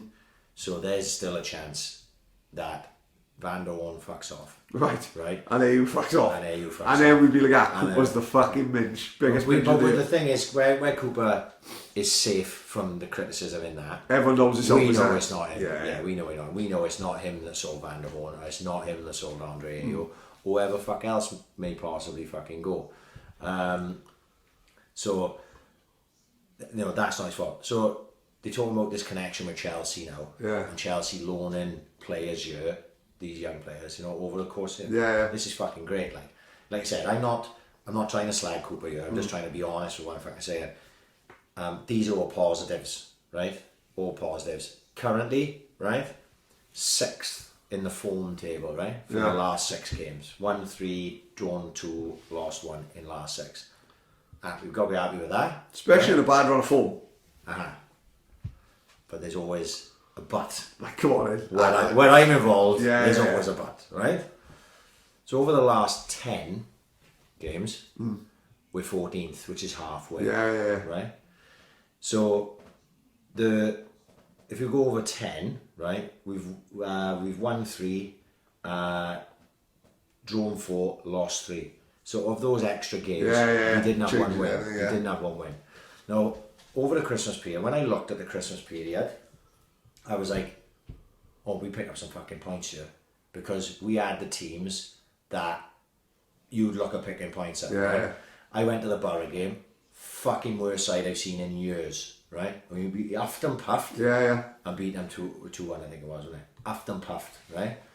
I watched Luton on the TV. First half, we weren't much happening either way. Second half, we were excellent. Best we played for a long time. Deservedly win. Still only 1 fucking goal. Right? Charlton, we beat. That was when we were here and we done a podcast with Kevin. Apparently, we were very good early on. Because obviously, we were watching it while we were doing the podcast. We were really watching it. We were very good early on. Poor in the end. Lucky to hold on. Right? They are 3 sides now that are poor. Right? I might say poor. They're down the bottom end of the fucking table. If you're 6th in the league, their games you should be winning. Right? So, so the 2 draws were against. This is in the 6th. This is so the 2 draws were Barnsley, which I went to, which was fucking atrocious, boring. We were the better side for most of it, but we was like there's just no tempo to anything we do. That was when I tweeted my thought just as I was leaving about Cooper saying that, you know, your personnel, right? It was something along the lines, I'm not quoting it word for word, but your personnel you can't do much about in this situation that Cooper's in. The personnel he got is just the players he's going to be left with and the players he can manage to bring in through these loans, right?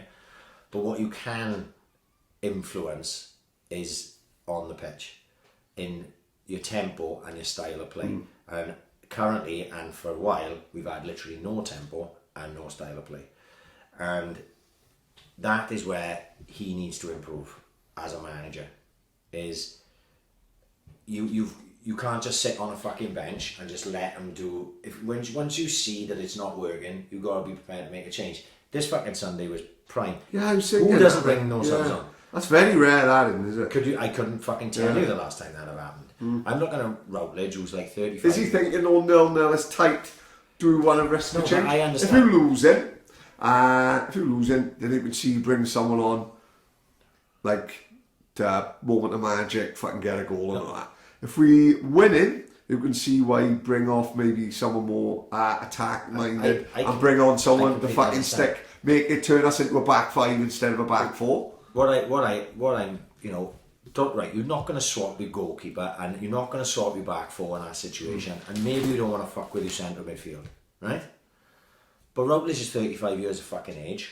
Right, He's playing every now and again, Yeah. right? He's not as if he was having a good game anyway. You've got him stuck on a fucking wing. You could have changed Routledge.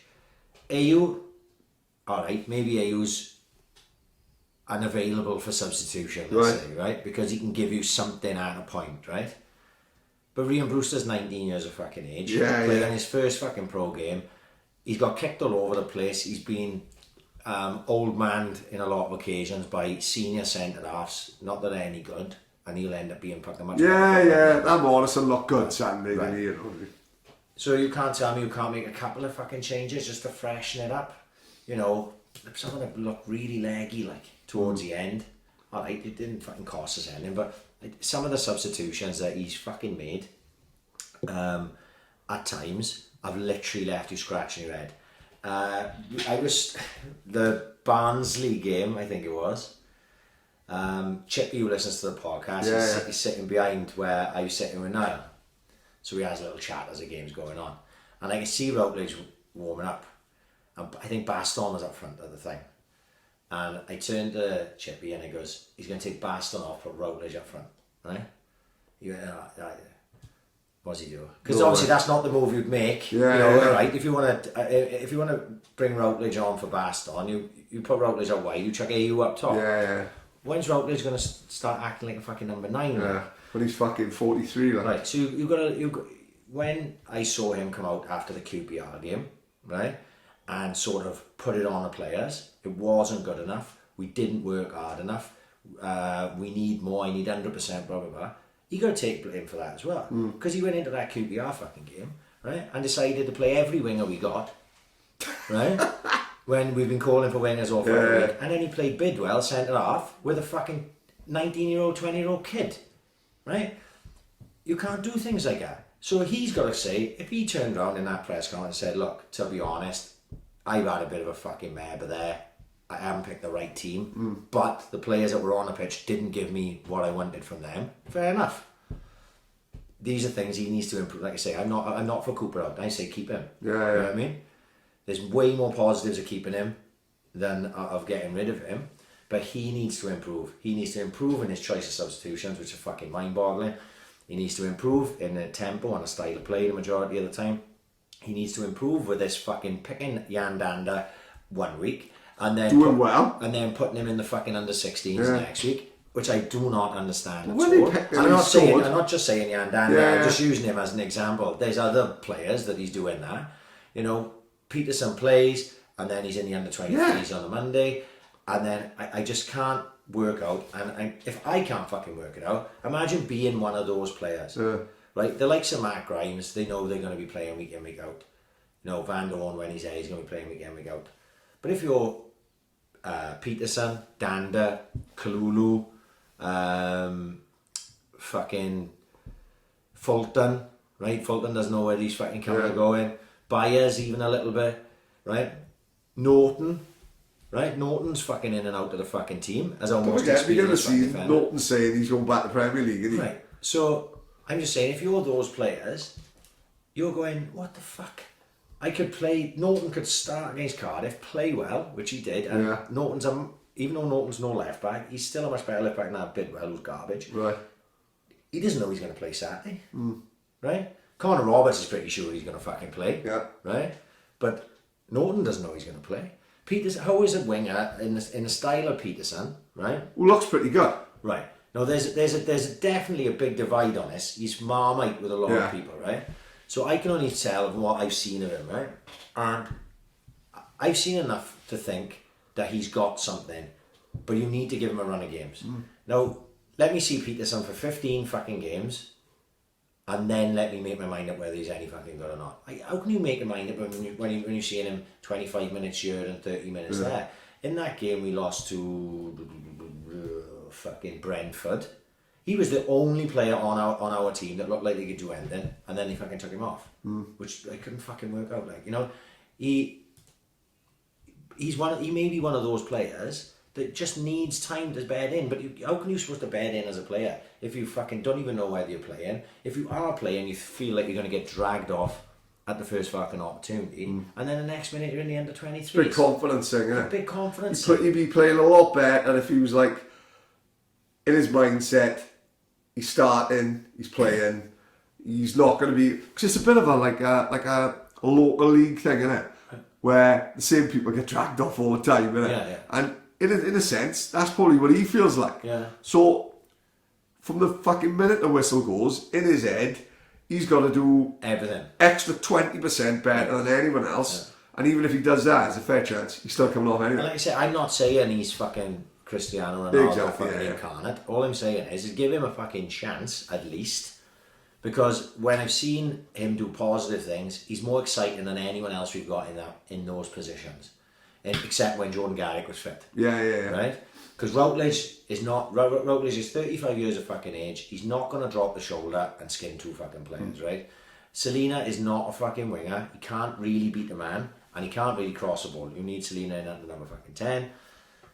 There's lots of these things you can go on about. Like I say, I'd like to see him just give Peterson a fucking run of games. Even if it's just a run of games in the squad and coming on. Because at the minute, he's in, he's out. Same with Danda. Yeah. He's in, he's out, he's in, he's out.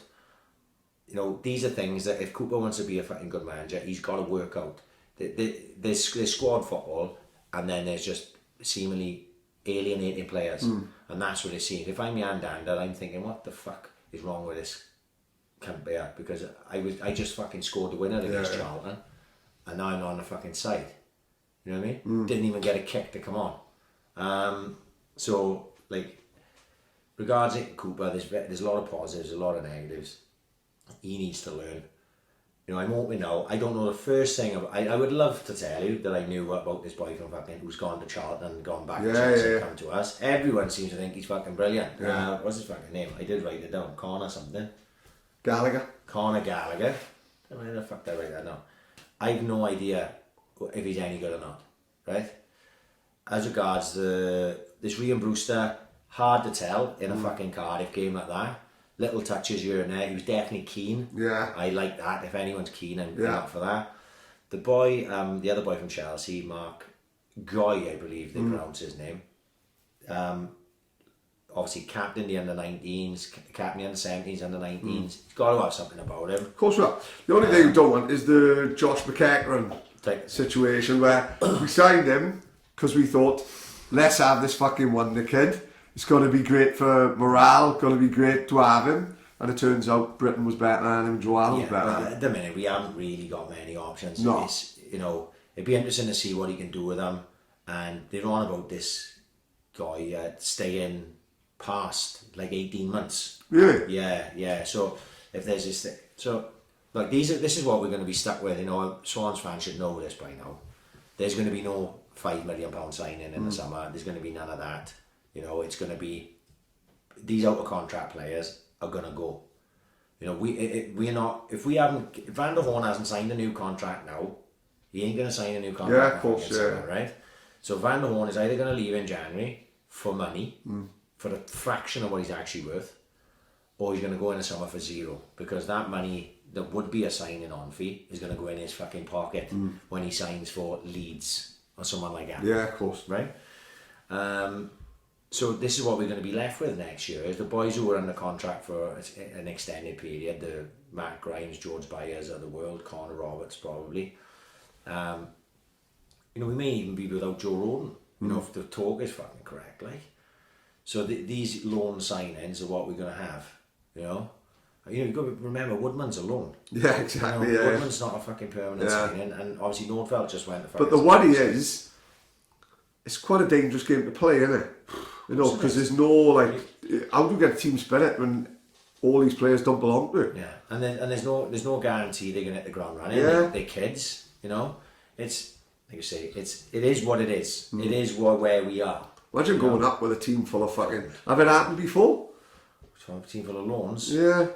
I can't imagine this team going up. Like I say, this was our good period. This Christmas period was the period where, really speaking, the only one I looked at the fixtures and I went, we'll definitely lose to them, is Brentford. Right. The rest of them, I was like, we could win every single one of these fucking games, and we didn't. We won 3 of 10, right? So previous to that, we drew with Blackburn at home, and we lost 5-1 to West Brom.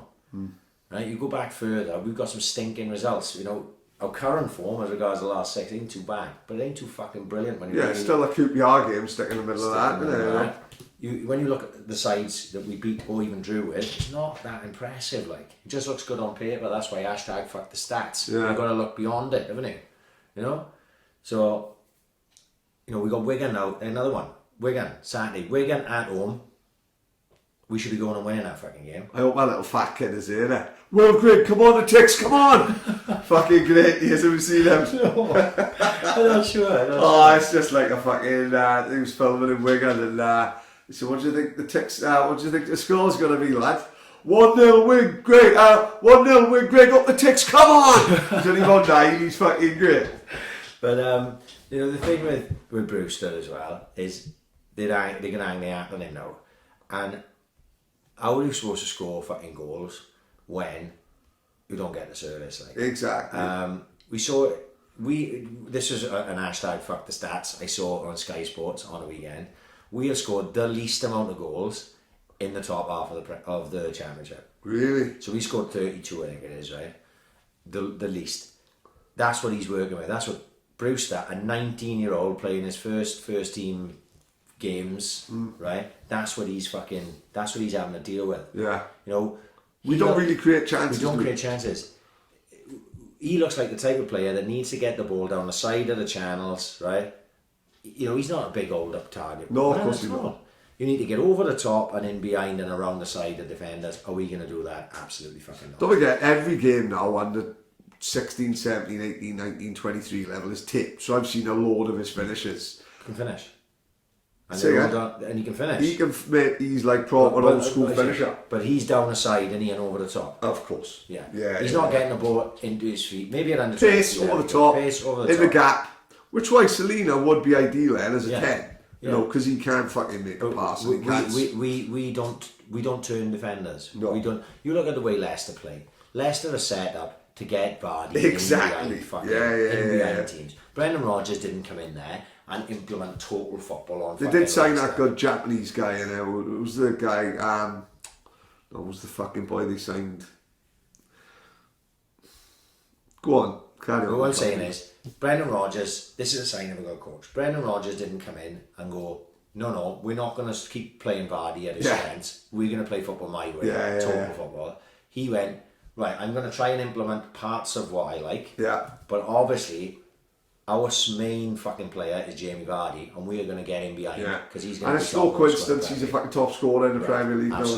So coaches now, they should be looking at that and going, right, if I'm Cooper now, I'm going, how can I get balls in behind for Ian Bruce? So we don't want Routledge on the wing. Quickly. We want Garrick, is it? He's injured at the minute, but ideally, pace we want. Right, we want Garrick, Peterson, and we'd have Selena just behind. Yeah. And our strength would be either get it to the fucking get it the byline quickly to whip it in for them, or fucking play in space. We are the slowest pace team in the league. We don't do that. There's no such thing as a fucking break. That, you know, when we play with more pace, with more tempo, we've done it a few times this year. In a Birmingham game start of the year, in the second half, we were excellent the way we played with the pace and the tempo. We can do it, Luton second half, and we do it in spells, but we don't do it more anyway enough. They're too keen to turn back and kill the game and go back and go back and go back. When I'm fucking watching a game and Connor Roberts has got a fucking throw in on the edge of the area, of the opponent's fucking area, and he, instead of looking into the striker or into the winger, he throws the ball back to the centre half, basically on the fucking halfway line. Right. A little bit of me dies. Right. Seriously. That's where I'm going fucking bold. Because who taught him that? Because I don't think that's not in his, that shouldn't be in his makeup as a fucking footballer. Yeah. Right? We are way too keen to go back. You don't see many teams scoring from the fucking halfway line. Right? You score in and around the fucking box. Of course. Right? That Barnsley fucking game, it flipped my lid. And you can fucking imagine him a twat. Surridge have fucking made a move towards him, and Surridge is in the area. The man, his centre half, is behind him. There's a big space. It's literally throw the ball into Surridge's chest or feet, because the way he's got the ball in, he is in the area. You've got a chance if he turns a trip. Yeah. He's in advanced position. It was there to be thrown for about 10 seconds, which is a long time in that situation. Yeah. Connor Roberts seemed to be fucking looking at it. And then turned and threw the ball back to like fucking Van Dorn. I'm going, what the fucking hell are you doing? What do you want to score fucking goals? That's the fucking problem right there. Play percentages, play in your fucking other team's penalty area as much as you can. You know, you can fucking nick penalties, get corners, whatever, get fucking shots off. We don't get anywhere near enough fucking shots off. And say slow plodding, and then teams know how to play against it. Let them fucking have it. But when we get it, we'll break quick. Brentford done that to us earlier in the year. They fucking demolished us. And, you know, like I say, unless that seventh now, again, is a false position. After Wigan the weekend, we may even be higher than that, because we may beat Wigan. Yeah. But we're going to start getting into a run of tough games then, right? Because we played all the teams down towards the bottom again now 2 times. Yeah. So we're going to start playing teams in and around us in the mid-table and at the top. And then you'll see if where we end up at the end of the year. I think we'll end up around 12th or 13th. You know? Or do you want some bad news? Do you want some gossip? Oh, fuck, go on. Oh, God. Yeah, I would have done this last week, but we were having such a laugh with Brett. They were going to tone down. So, you know how people randomly just drop information into me now? Yeah, I love it. Yeah. Right. It's great, because I'm like the fucking Doc Cotton. Exactly, yeah. Of the Swansea podcasting world. So, this isn't new news as such. Right. Because obviously there's been talk a long time about Landor being sold, you know. Of course, yeah. Right. So I was in a conversation with someone who should obviously remain nameless. It's not actually anyone involved with the club, let's put it that way. But I'll at least leave it at that, right? It's not involved with the club. But this is the cliff notes of the conversation we had, right? Landor is in the process of being sold to the university. I don't think that's new news. That's pretty much. But this is 2 weeks ago. This was told. Why would the university need that though? Because they got a big, huge fucking plot of land. They got the sports centre. Huh? They got the sports centre already, haven't they? Down to Ashley Road. Well, what I'm saying is, look at that big plot of land that Ashley Road is like, and there's plenty going on down there. Right. I'm just saying it's what I was told. Right. This isn't now rumour, apparently. Okay. This is like the players of the academy and the coaches of the academy, everyone involved in the academy has been told this. Right, okay. This is what I was told, right? So Swans are moving out there at the end of the season. The academy will be downgraded to Cat 3. Right. Which may not mean fuck all to me or you, right? But it's disastrous for a lot of people. Really? Yeah. The academy will still use Landor, but only when the uni aren't. That's shit. Right. If he was going to say to me then, we just down in tools and moving everything up to Fairwood, I'd say, all right, no worries. I can see why a club and city the size of Swansea doesn't need 2. Right. But look at all the players. We basically running from that academy now at the minute. When you look at our fucking, when you look at our squad, it's fucking heavily fucking helped by the academy, and take that away. Indeed. Where the fuck do our players come from? So the uni, that is only, they're hoping that's part of the sales deal.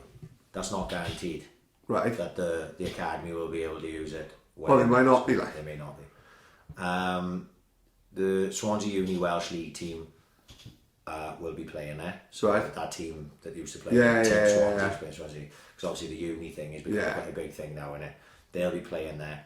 They keep it Fairwood, but it'll be 18s to 23s. So Right. was it 18s, 19s, whatever it is, Yeah. up to 23s plus the first team. So anything under 18, right? Fuck. So you're talking about from 6 years of age. Yeah.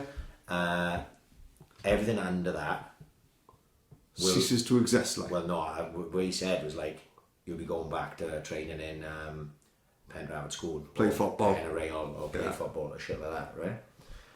The coaches then, that are full-time there now, will be part-time. Of course, yeah. And some of them will If even do that. fucking jobs.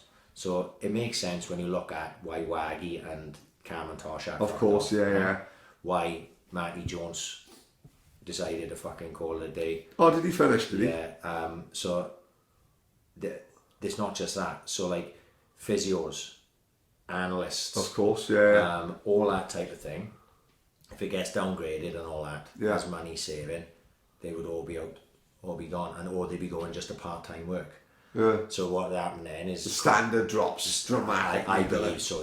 Yeah, I believe People so. start to not give a fuck when they're not getting paid. It goes back to the old ways, the old days. You know, fucking training in Kevin Engoid school when I was in development in like 1991. You know, shit like that. Like it's fucking. It takes a massive step backwards from the massive step forwards we took when we were progressing up to this stage.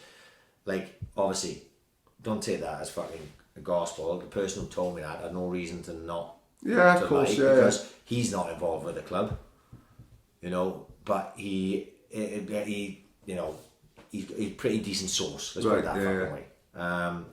Apparently the academy players were told, week before last. Really? They were told.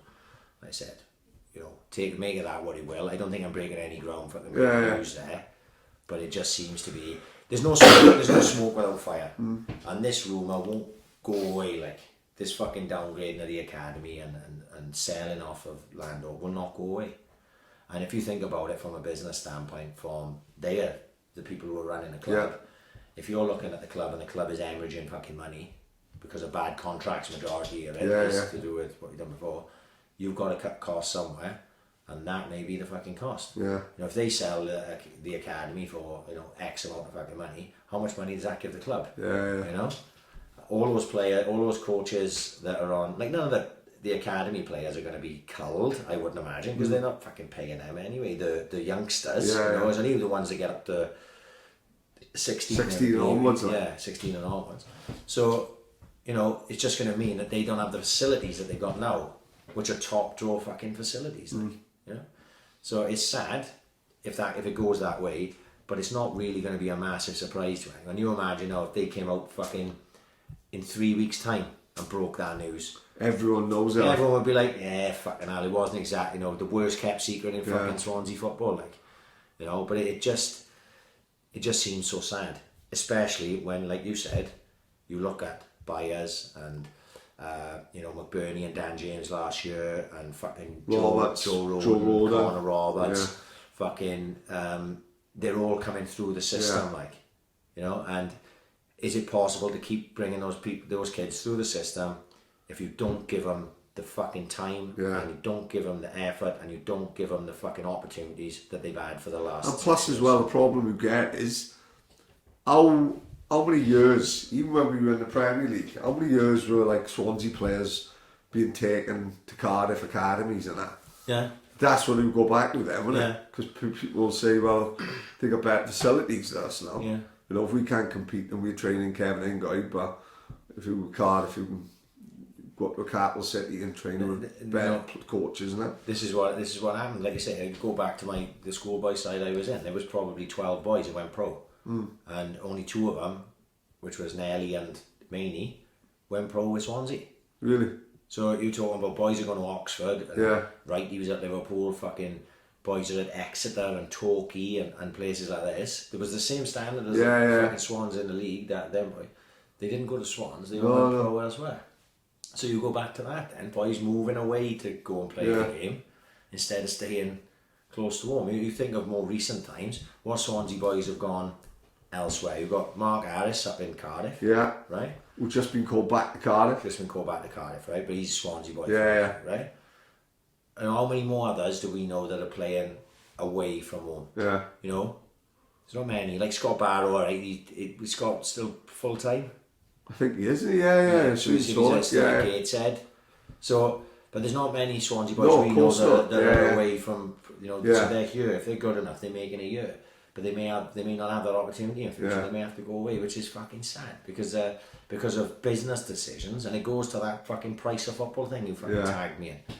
You know, that price of football was really good, didn't he? On Twitter. I didn't read it. I just tagged you in it. Oh, just let him you crack on. leave the stats to me. Yeah. So I just thought you mentioned it, and then I give my opinion. Like. Basically, right. So what that done is it showed over so many years how the average wage of a side grew.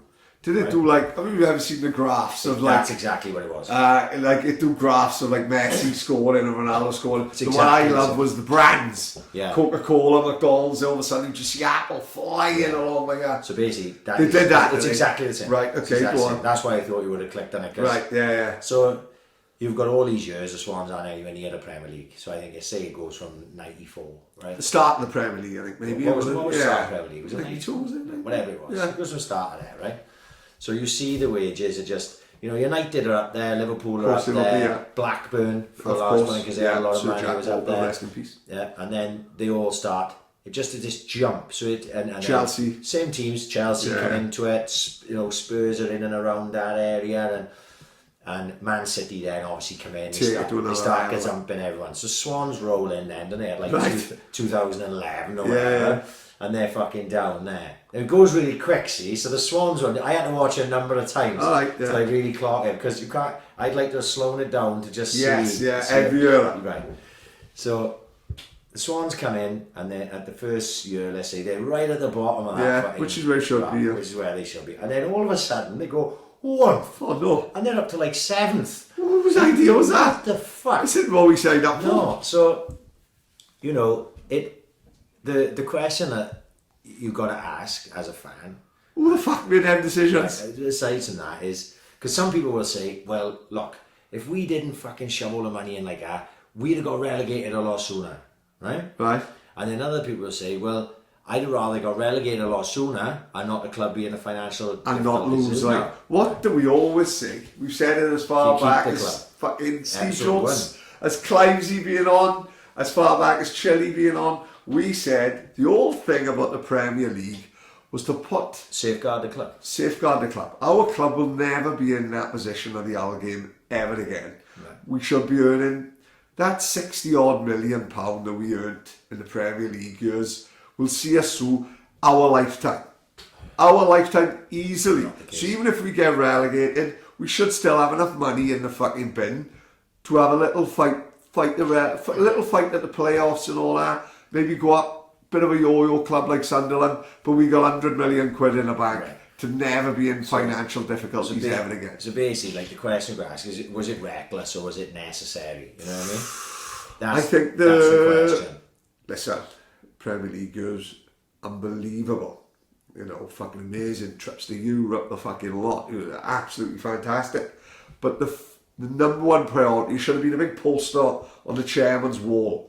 It should be like a photo of James Thomas staring back at him every time, and he should look up at our wall and say, "Never again." Yes. Same as like look at West Ham now. It's fucking madness what's happening with West Ham. West Ham fans fucking hate going to West Ham. Yeah. They've 6 directors have changed their football club. They promised them the world going to that stadium. They said we'd be challenging. Don't forget now, we got fucking 60,000 seat stadium, which we will fucking fill, and we will challenge 100%. when we get into the ground, first thing we got to do is get the racetrack away. So you will be on top of the action. Because they look at Spurs now, and by all accounts, it's the best stadium in the world. Yeah. You know, as in amazing. atmosphere, just everything about it is fucking unreal. Apparently, it's supposed to be amazing. Never gonna go there myself. And who knows if I'm ever lucky enough to get there, but that's what they reckon. And like, even down to they said, if you would sell scarves and everything round Upton Park, you'd be selling them in the new stadium. Well, in the new stadium, all that's round there is big, I think Spitalfield Shopping Centre. So it's like think of the Mova times, it's like the Trafford Centre and shit like that. Right. So it's one of them. There's no, you're not allowed to sell scarves over here. You know, they fucked them off. So all these people who are selling badges, selling scarves, all fucking gone out of business, like, you know what I mean? A staple. But all these props, like West Ham. Do you ever go to Upton Park? Never been, no. Went there in the middle of the afternoon with my GMBQ Leisure and Tourism. We had a tour around the ground. Amazing. Yeah. Shit up. But you could tell it's fucking old school fucking football. ground, proper football. And it's just been taken. And West Ham, proper Cockneys, sanitised fuck out of it. And it's just gone away from the fans. Like, fucking terrible. So when you look because it's their club. Oh, yeah. It's not Gold and Sullivan's club or fucking Karen Brady. It's not their club. It's the fans' fucking club. Is it? You know. Same as, let's have it right. Let's have the Americans. They don't give a fuck. No. They couldn't care fucking less. You know, it's the fans' club. Yeah. You know, we will be here if we get relegated to Division 4. Kaplan and Levine won't be nowhere to be seen. Like. No. So when I was looking at it, and you think about bad decisions we made, like, you know, because that question there, the reckless or necessary fucking thing, it can be argued. There may be no right or wrong. There is no right or wrong. It's all about opinion. You know what I mean? It's all opinion of it. But you look at decisions we made, right? I was thinking, and I hadn't thought about this before, but Michu got a big contract, right? Did he really? Right. So, like, Michu had an amazing season, came in for 2 million, right? Fucking outstanding, toured Arsenal, all this type of thing was on. Got a big contract at the end of that year. Because if you remember, did he really? He got injured, and basically just never disappeared off the face of the earth. Like. But he was still under contract with us. No way. Yeah. So people forget this, and Michu don't get remembered like that, right? He gets members of cult, you know. Right. But he was taking millions out the fucking club. Really? Not playing because he had a contract, right? Which good luck to him, mate. That's it. I'm not slagging Michu off. What I'm saying is that, you know, if you're going to slag off other fucking players, you've got to remember that Michu took tons of fucking money out of the club. Well, a large part of his contract, he was fucking injured. Yeah. More than 3/4 of the fucking time he was injured, right? So that's where, around that time, that's where I started. Because what happens then is if you give Michu a big contract, Ashley Williams is turning around, a club captain and longest serving player playing in League One for us. He's going, oh, hang on now. If Michu's on, I'm not just plucking this number out the fucking head. If Michu's on 50 grand a week, I want 50 grand a fucking week. So they got, right, okay, yeah, Ash, you're fucking club captain. You are, like. That's fair enough. And we appreciate your service, and we giving you 50 grand a fucking week. And I don't think many, like, I wasn't the biggest Ashley Williams fan, you know, but I can appreciate what he did for the club and everything, blah, blah, blah, whatever the fuck. And if he wants 50 grand a fucking week, we've got to give him 50 grand a week if Michu's on 50 grand, that's fair enough. But then everyone was at it. So when you know, we hear stuff and there was enough put out there in the fucking papers and places of the wages they were pulling in. And when there's some players that were getting 40 and close to 50 grand a fucking week, they weren't deserving of that fucking money. They were on Premier League fucking wages when they should have been on Championship wages. They were just lucky they were playing in the fucking Premier League because they were playing for us. Yeah. Because there wasn't another Premier League. They find the losers the younger as well, don't it? There wasn't another fucking Premier League side that would have played Rowledge and played Dyer. We were the only clubs that they were going to fucking play for in the Premier League. So that's a bartering tool, really, isn't it? So because it's one of them. If they comes into the office with if they come into the office, I didn't mean to single them two out. They were just the first names. But if they come into the office, say I want 50 grand, you say no, go and fucking find it elsewhere. Right. They'll probably take 25. Right.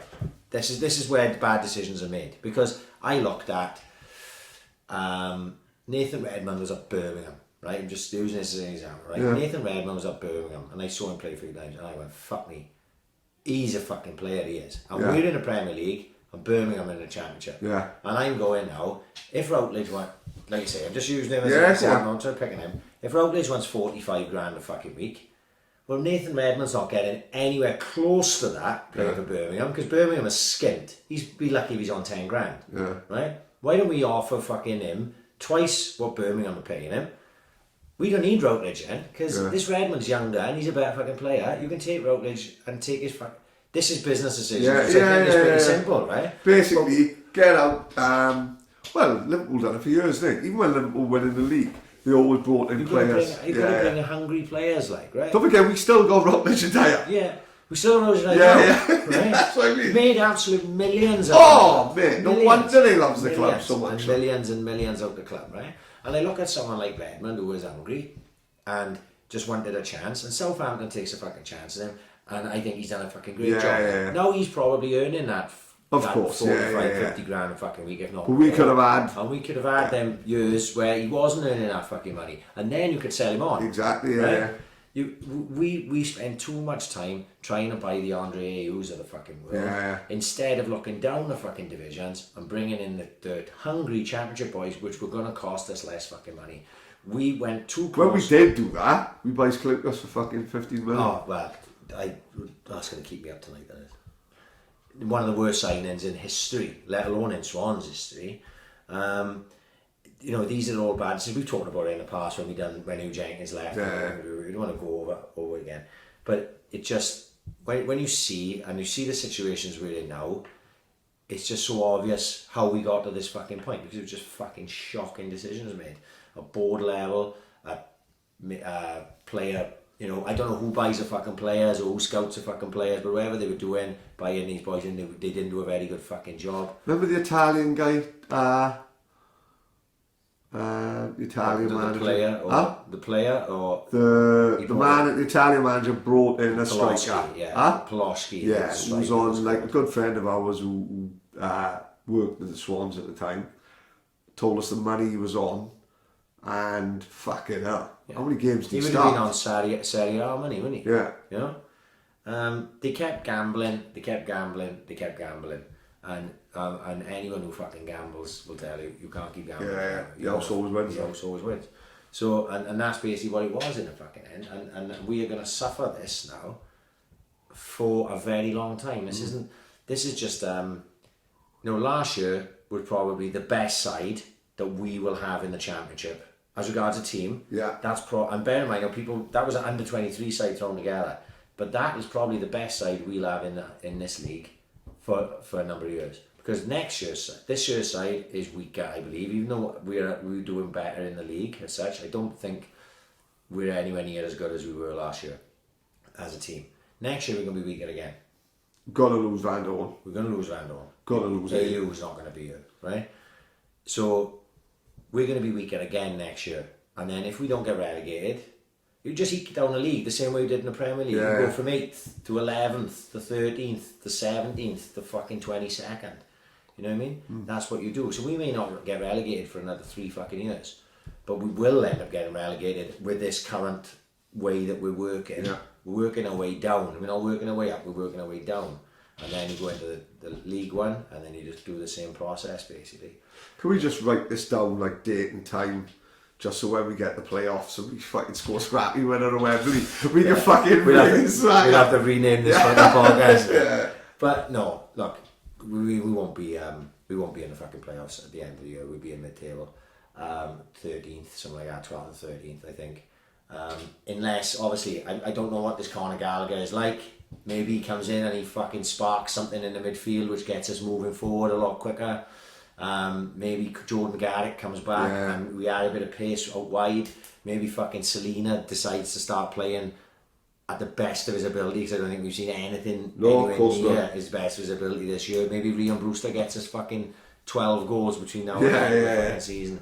But they're all fucking maybes, and they're all maybes, and you're doing maybes with 19 and 20-year-old fucking kids. Yeah. So, who knows? But, we ain't going to get relegated this year, let's put it that way. But we ain't going to end up in the fucking playoffs like that. And you wouldn't want us to go up, because you wouldn't know what the fuck... Well, we wouldn't go up anyway. There's much better sides than us. Much better. And we've got them all to play. So, that's what's going to end up knocking us down when we play those sides. You know, when we play Brentford, they played us off a fucking park. They're on a completely different level to us. You know, when we play, we got to play West Brom again. We have to play West Brom at home. I think we have to play Leeds at home. You know, all these sides that are up that way, they're just better sides than us. It's just simple as that. You know, we can hang in there, but we, you know, we're not very good. You know, we can't beat Barnsley at home. You know, we're not a good side, and that's basically it. Fuck me, we've done quite a bit in the Swans then. That's just my thoughts. That's just my thoughts anyway. You know, and like I say, I don't see much different than what people are saying on Twitter. The same thing. I think people understand where we are. You know, I think people understand that there's a lack of quality, and there's definitely, you know, without being too harsh, but there's a lack of quality from the manager as well. He needs to be better. He can improve. The players need to be better. They can improve.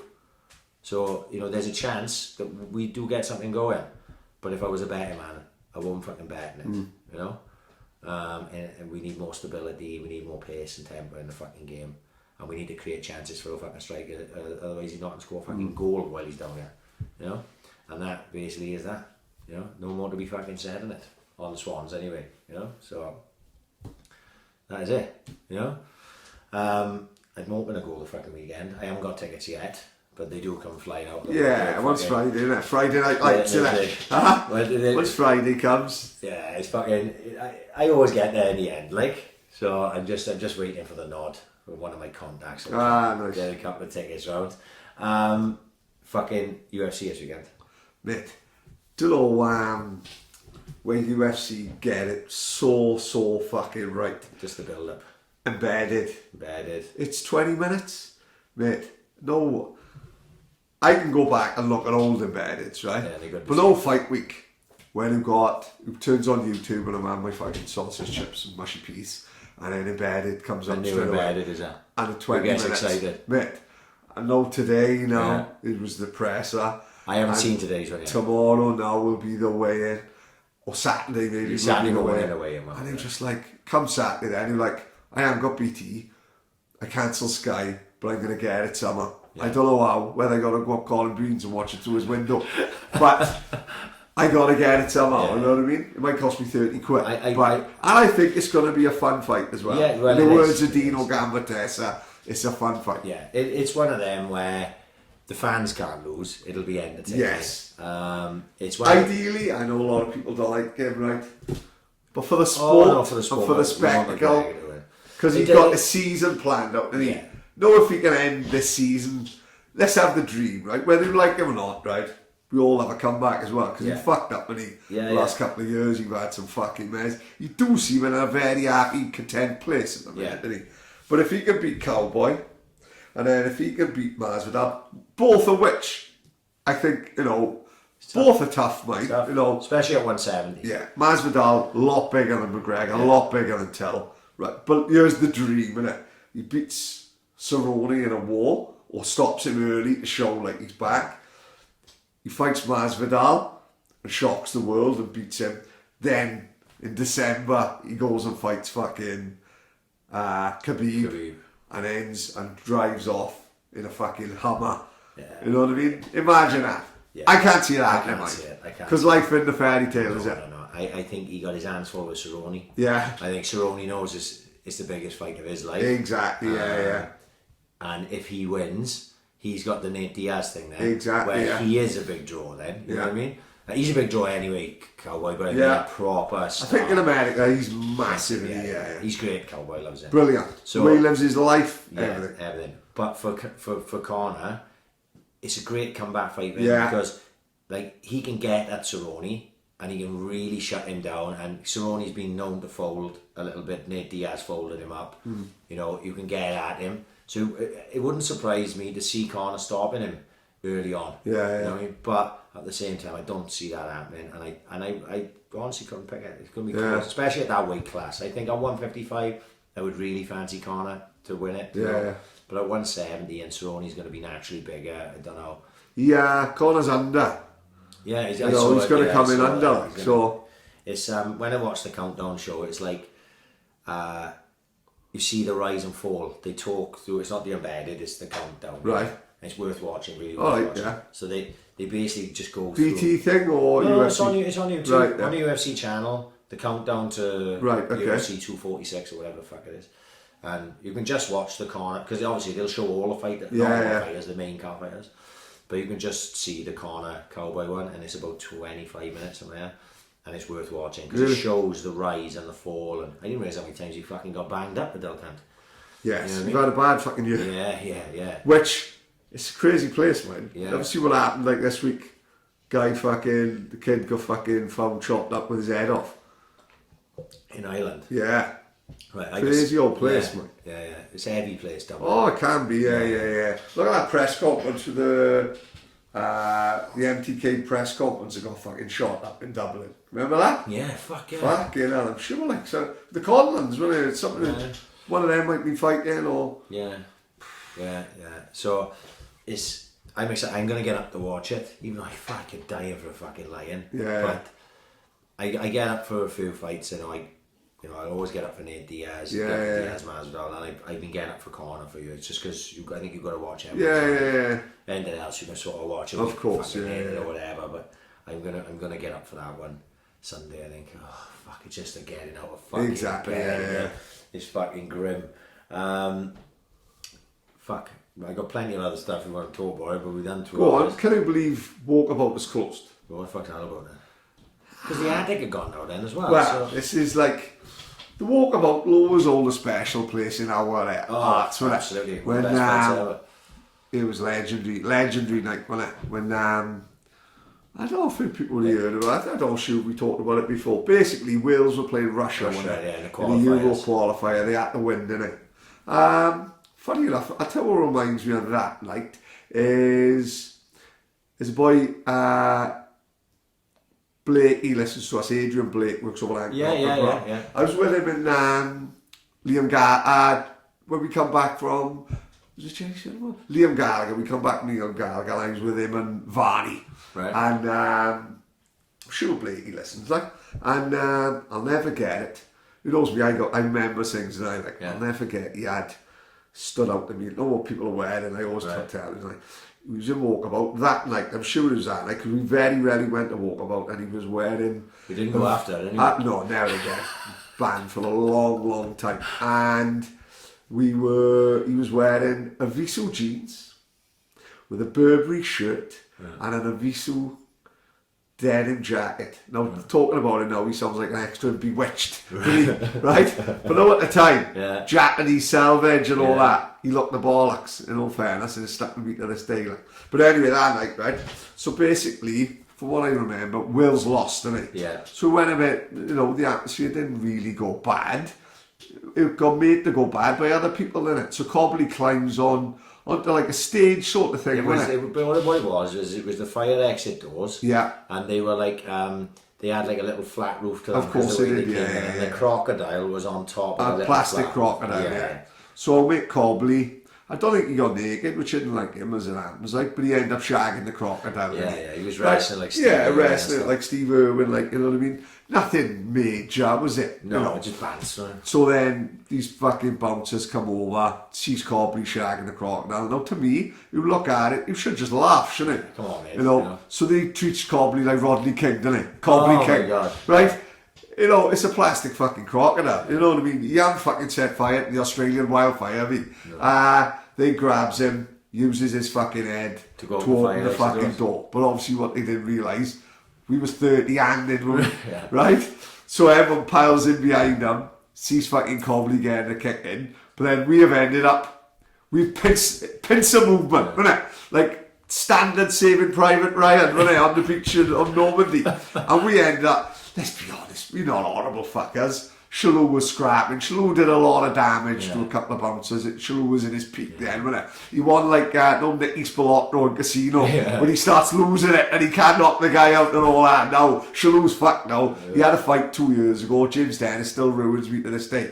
Shalou threw a punch, missed the guy, nearly ended up in fucking Pop World, right? But then, Shalou swung so fucking far, in this bunch is tough out. No, it's false one, right? Jim's dad still gives me shit because the boys are fighting. He turned around to me and I was eating my kebab, not giving a fuck, right? He wrecks me, right? So, Shalou was fighting with the bouncers. We was all fighting with the bouncers and fucking, I think the bouncers come off worse simply because of numbers, wasn't it? You know, simply because of that. Police get called. We come up with probably the worst idea ever. Everyone was fighting. We all swapped clothes. But what we weren't realising was we was all fighting together. Yeah. So all we did was swap jumpers with other people. And then we went back in the Wine Street. And then we went back in. Into the bank statement, like, so technically we went back into the Lion's Den, didn't we? But fuck me, I was hell, like, I'll never forget. And I done a couple of things. One, I got paranoid, and sometimes when I get paranoid, I do stupid things then, don't I? Right. And I went to the doctors the next day and said I got hit by a bouncer and I had a black eye. So I thought, I'll double bluff him. If they catches us, Right. I'll say, well, I've been to the doctors already. Genius, I was thinking. Way. This is when I was living at home, probably didn't have much of a life, overthinking things way too much. I'm in the fucking doctors for fuck's sake. Yeah. And I bumped into Shalou the next day, and he had 2 black eyes, real bad. I said, fucking hell, John, you know, I didn't realise he was that bad. He was getting the better, that bouncer, like, you know, I can't believe how fucking marked up you are. He said, no, this isn't from the bouncer.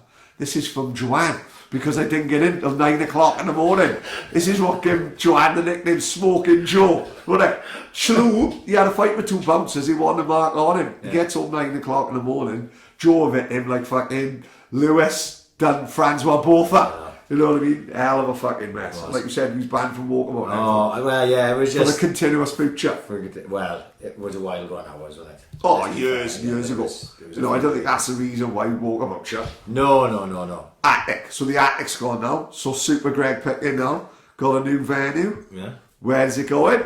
We're going back to Top Banana, baby. Is it? Yeah, what's it called? What's it called? It was I'm not sure of the name of it. It'll always be Top Banana. Top Banana to us, just like Martha's will always be Martha's. Yeah. Mother's will always be Mother's. And the Brim Ellen will never be the Co-op. No. You know what I mean?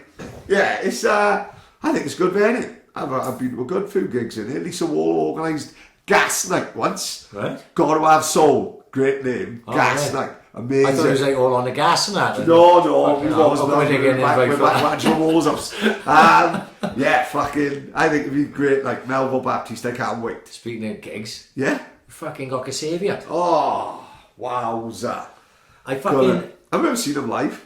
No. Treat. Yeah. Treat. But the right touch. When it came round, like I wanted to go to Ashcroft last year, and I bought tickets. Okay. And it sort of just, too much was going on at the time. It happens. I ended up selling you the ticket, didn't I? Yeah. And when the Kasabian one come round, I was like, I promised myself I'm not putting myself under too much fucking pressure. Yeah, of course, yeah. I knew other things would come around. And like I had to fucking fruit out of the situation. Yeah. Bush B's giving me shit. It's my birthday, you know. And all this. And I just said, no, I can't, mate. I can't do it. I got Benidorm. I got fucking London Marathon. And then I got a fucking Treble Bay with Niles football team and the kids and that and Tina. And I know other stuff will come up, blah, blah, blah, blah, blah. And then, but it was in my head, like you're all fucking talking about it. And I'm gutted I'm not going to this fucking gig. And then when the ticket came up, and I looked at the date again, I was like, can I do it? Can I do it? Do you know what I mean? It's like... Well, it's not going to be a steep one. Well, you say that, though. Yeah, but listen. London ended up a cheap one for me because I ended up fucking jibbing with love handles. Right? But I wasn't jibbing, I'm not a tight cunt, everything's a tight fucking now. I was jibbing mainly because of the contactless thing, innit? Right. Right, so everyone's going and using contactless on the fucking underground and they fly in through and I got a queue 20 deep. Me and Gilmore nearly missed the train because everyone's flying through contactless and we had to queue up and get fucking tube tickets. Fuck. So I just thinks, I'm just fucking double clicking and I'm flying behind everyone. And if my love handles get caught, they get caught. And I just hope that the tube's so busy that no one meets you. What I don't realise is that there's about 18 tube stations you've got to go through around London just to get to one fucking gig. Yeah. By the end of it, I was fucked, wasn't I was like Moses Kiptanui running through all them fucking, running through the tubes all fucking day. You've got fucking security guards chasing me left, right and centre, innit? When I'm explaining to him about contactless, he's from Uganda. He's like the guy on Phone Jack, You got a pigeon in your bank account. He's one of them, he's Nigerian. He's trying to fucking get my so-called account number and everything. But Kasabian should be a little bit more straightforward. Listen, you on the fucking bus, so we'll buy a bottle of Grey Goose like I did for Bournemouth, That was a bit and we'll bigger. get fucked up massively. Right. We'll probably be on the truffles, which will fuck us up at 12 o'clock. Yeah. So you piss getting up in on the bus. No doubt we'll have a few drinks in the fucking compartment. Yeah. And then on to the gig then. And the gig ain't gonna be like fucking, we ain't gonna resort to robbing bottles of wine. Well, like, yeah. Is it in a stadium big or park. a park? Big park, Oh, yeah. well, we'll listen. It's going to be more Cross like up. Singleton rather than Cross up Finsbury. Finsbury, Do you know what I mean? London's going to be a different ballgame there. Yeah, I'm hoping we can. I haven't seen none of the because I didn't pay no attention into where the fucking Airbnb is in regards to Nah. the, you know. Yeah. I'm hoping it's fucking strolling distance, but I am excited to see Kasabian fucking live And live in the home yeah, city as well. and be away with the boys. Yeah, right? yeah, So yeah. it'd be a fucking novel. But then, like I say, everything's fucking coming at once. Like today, I got in. I'm like, right, I got to organise train tickets for fucking London Marathon. 155 quid. No, you're wrong. Unreal. No, I just right. Go on, please don't tell me I just wasted money. Train line. That's what it was on. Fuck, it must be because it's London London Marathon. Marathon. I've gone back and forth train line. Tickets be coming up 90, 100. No, this is 155. Yeah. For the two of us. Not so bad. So that's return. So what's that? 77. Right, that's not the end of the world. Because I've had £45 return for the two of us, which I thought was unreal. But obviously I'm trying to go on London Marathon. Yeah. Like in my head, I had my head more than that. Yeah. Right. That's not too bad for the two of us. I was holding off because like Louis was on will come with us and Right, every week comes with us. yeah, I of guess on the course, train yeah. on the cheap. And now that's sort of fallen through. And I said, look, I gotta get tickets because I don't want to be leaving it late in the day. Yeah, and then it goes crazy. But then I got to drive. You know what I mean? I don't want to drive around No, London. no, it's fine. Actually, found out today, the taxi is exempt from the London congestion charge because it's a fucking. Oh, because it's good, like with the Yeah. fucking shooting out smokes from assassins. Who wants to fucking drive around London? No, It sucks. no. So I swallowed. I took the fucking. I paid the 155. It's fucking 200 odd for my fucking hotel for 2 nights. So I was messaging with Chris and Luke. Oh, give us some places to go to fucking Scran. We stay in a Tower Bridge, Premier Inn, right? Yeah. Nice spot because you're in the mix, Amazing, right? yeah. Oh my god, the restaurants they sent me ideas, like suggestions for look fucking tremendous. It's the menu. Ooh, the Weatherspoons it isn't. Oh, right, okay, yeah. So I'm going like this now. Oh, for fuck's sake! I'm gonna have to work all the Six Nations. Fucking cover the cost. I love how the rugby shit, right, okay. It's go gonna on. drag me out of this Yeah, shit. yeah. Because Benetton was 4 weeks before I got a fucking London Marathon. Right. But Bendo's quite cheap. Corona, but back in the Corona town, I would take that one. I got bars. Your stag and Corby's stag and my stag. I didn't spend anywhere near as much. No as idea. I thought I was I gonna spot spend. on, I yeah. took wedges with me thinking I'm gonna piss through this money, and then I fucking didn't do anywhere near as much as. I know my stag's slightly different, but Yeah, even yeah. yours, I didn't go through as much money as I expected to go through while we were away. So I'm hoping that'll be the fucking case. Bendo and Don't Mars. forget, we was going away for 2 weeks at a time, man. But I'm That's not what I talking mean. about the weekends. Yeah. I'm not talking about the 2 weekends. I'm talking about the last couple of weekend abroads that I've Yeah. done, which is our stags. And I didn't spend anywhere near as much money. I go by the £200 a day rule. And right? me as well. But I didn't do anywhere near that. So this is what, the way I look at it, right? So if I spend £100 on beer in an act, right, you split it up, don't you? So when you leave the fucking room, Afternoon, one you've got £100 on you. Don't know where you put it, if you've got to swim shorts, you round it up, you ask the fucking lot, right? Stormer's on about buying a fucking bum Man bag, yeah, Stackles style, just bought a Stackles, mate, like fucking Gucci, like fucking, like all I don't know if I and can all do that, it. I don't big know if I fan can of do that, it. right? So you've got the 200 day rule, innit? So you take 100 out with you in the afternoon. If I'm spending £100 on beer in the afternoon, I can tell you categorically that I'm not spending £100 in the night. It's a good system, it works. Yeah. It's like chopping onions. Yeah. You know what I mean? 2 small onions upon it. You know what I mean? Fucking it is. Like chopping onions with razor blades. I can tell you what's good fellas recently. Yeah. So, yeah. But it's just that. So I got to fucking do all this training, then I got to do that, and then 4 weeks later I go up to London, and then about 4 weeks after that I'm going to Treacle, and then about 4 weeks after that we go to Kasabian. Yeah, but it's good, isn't it? It's good, you live in Could be life. getting right? them all, like, you know what I mean? Yeah. You know, you live in life. I'm great. I'm looking forward to fucking Kasabian, but then it is other things I got on in that fucking time. Kasabian, like I said, I wasn't really into Kasabian, but the night, you remember it, it was a fucking one of the great nights, was when, no one great because Cardiff beat fucking Swans. Aye, right. But we were about the only cunts still allowed on a wine street at the time. We went to Jack Murphy's, and it was the first time I've ever spoken to Dylan Richards. That was he was nice, arm in yeah. arm, dancing to fire, honest to God. We ended up in a right random ragtag crowd. Yeah, and it was that was the first time I met Maxine. Really? First time I met Maxine? I knew who Maxine was, but it was the first time. Like, yeah, that's right. Big shout out, Max. Yeah. First time I met Dylan Richards, nearly necked him, nearly power necked him. Never seen no one so handsome with such big teeth. Amazing fella, and a great boy as well. Like, but that was the first ever night. Like, yeah, that was a fucking cracker. So that's right. That night, I remember being on the dance floor with you, and that fire come on. Yeah. I remember going, and I was thinking, "Fuck me, I didn't realise I like Kasabian." Like, yeah. Great. So man. that was it. Fucking brilliant. So the only other thing, have you heard of this carnivore diet? Like Joe Rogan's doing, like only meat, a bit of breath and you fucking fart stink. Like, right. So I'm having a go at it. No, my fuck. No. Right. Gotta have chips in it. Ooh, chips. Yes, I do like a chip, but my brother's doing it, right? So before Christmas, like September, I started. Why is he doing it?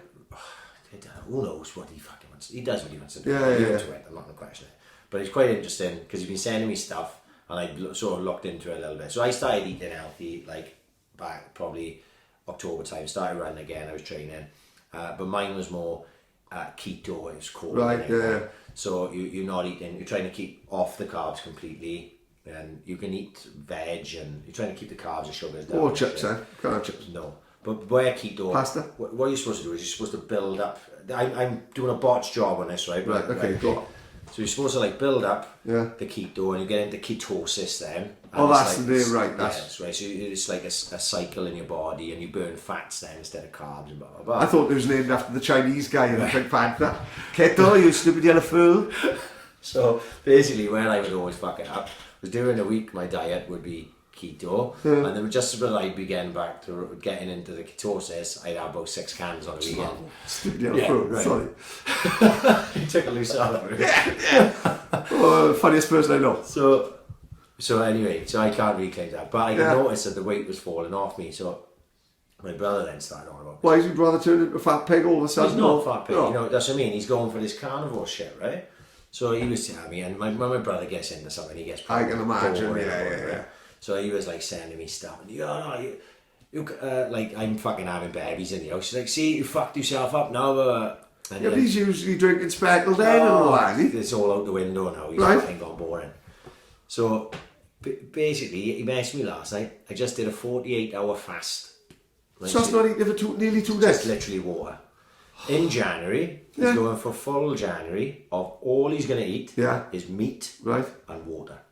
But obviously, he's not going to eat water. Yeah, Drink water, eat meat. He's a fucking oddball. That's isn't he? literally Oh, it. he is, isn't he? Let's have it right. He's a fucking So- oddball. So I'm like, right, I love First, my first thing I got to say is why? right, because he's sending me these fucking things from Boots with his BMI on and everything, right? Yeah. And he's going, I'm going to get my BMI down and blah, blah, blah, blah, blah. And Is he training?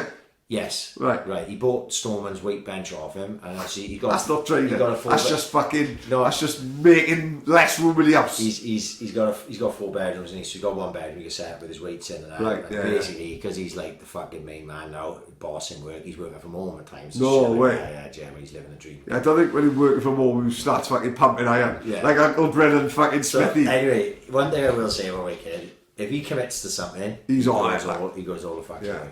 So he messaged me last night. I'd done a 48-hour fast. I'm sitting there at the time with a pack of custard creams. Of course, and a coffee, yeah. like, Dipping everything. them into non-water. yeah, right. So I'm going, yeah, my weight's down as well, like, but I gotta live my life, like. Yeah. So I'll eat. I'm eating healthy as fuck. My tea meals, my food when I'm in work is healthy. I'm not going to shop and buying a big pack of Doritos and fucking scranning them, or buying a fucking them dairy milks that are £2. You know what I mean? I'm not fucking. They're only £1 now, by the way. No, not the big ones. Oh, right, you going full Christmas with me, yeah. I didn't realise, sorry. Sorry, my bad. You know, I'm not doing that. I'm trying to eat fucking healthy. Rustler's Burgers under your arm, It's trying to not- hide them with the paper. It's not happening. I'm having no bread, no carbs. It's really fucking boring, but it's not quite. Right, I love steak. You love steak. Mate, I think I'm Steak, 70s. I am chips, I am meat.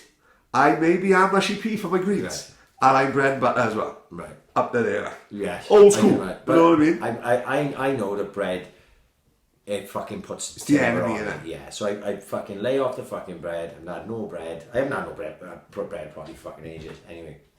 But even with the chips, like I'm having steak. Now on a weekend I'm having steak, right? Yeah. So I'm going, right, how can I angle this so I can get some... If I'm taking chips out, I need Right. something. And I'm... Of course, roast potatoes. Right, no, you can't have carbs, you What? fucking madman. Just swap chips for roasties. Basically, what I've done is I will chips are gone, chips are done. Right. Put roasties in instead of them. So I got Salted potatoes. I'll have like no potatoes. Potatoes. No, no don't work. potatoes No at all. potatoes So at you can't all. just swap chips for like No. garlic butter, new potatoes. They're healthy. No potatoes. No potatoes at all. No matter How is this not going into your fucking brain? No fucking potatoes and no bread. I'm going to have a meal without chips in it. Look, this is what I mean. You've got to chuck a bit of chicken on the side. Steak and chicken. You can have steak and chicken. Yeah, but Steak and chicken and veg. that's called a mixed grill.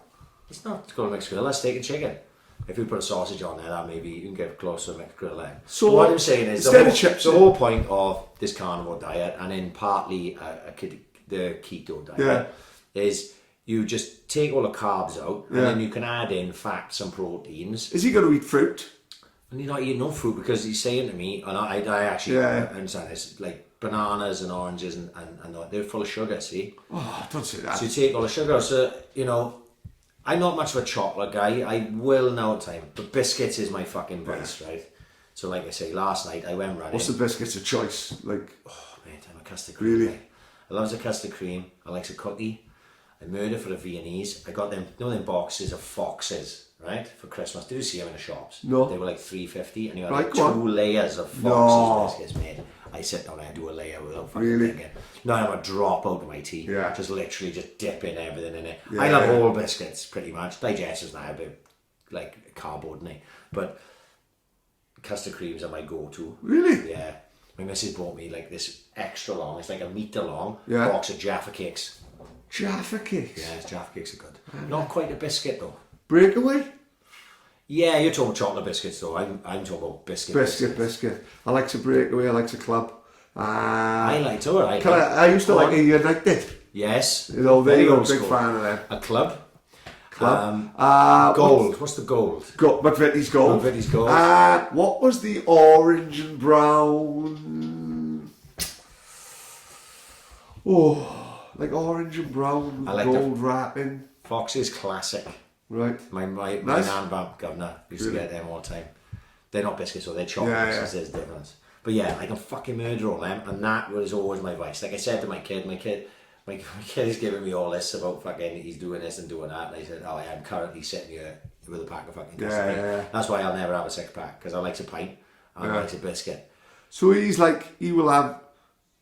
Well, Joe Rogan, I can't fucking fry in my head, right? Rogan- So who kid will just have a big huge lump of steak on a plate. and then put another bit of steak next to it.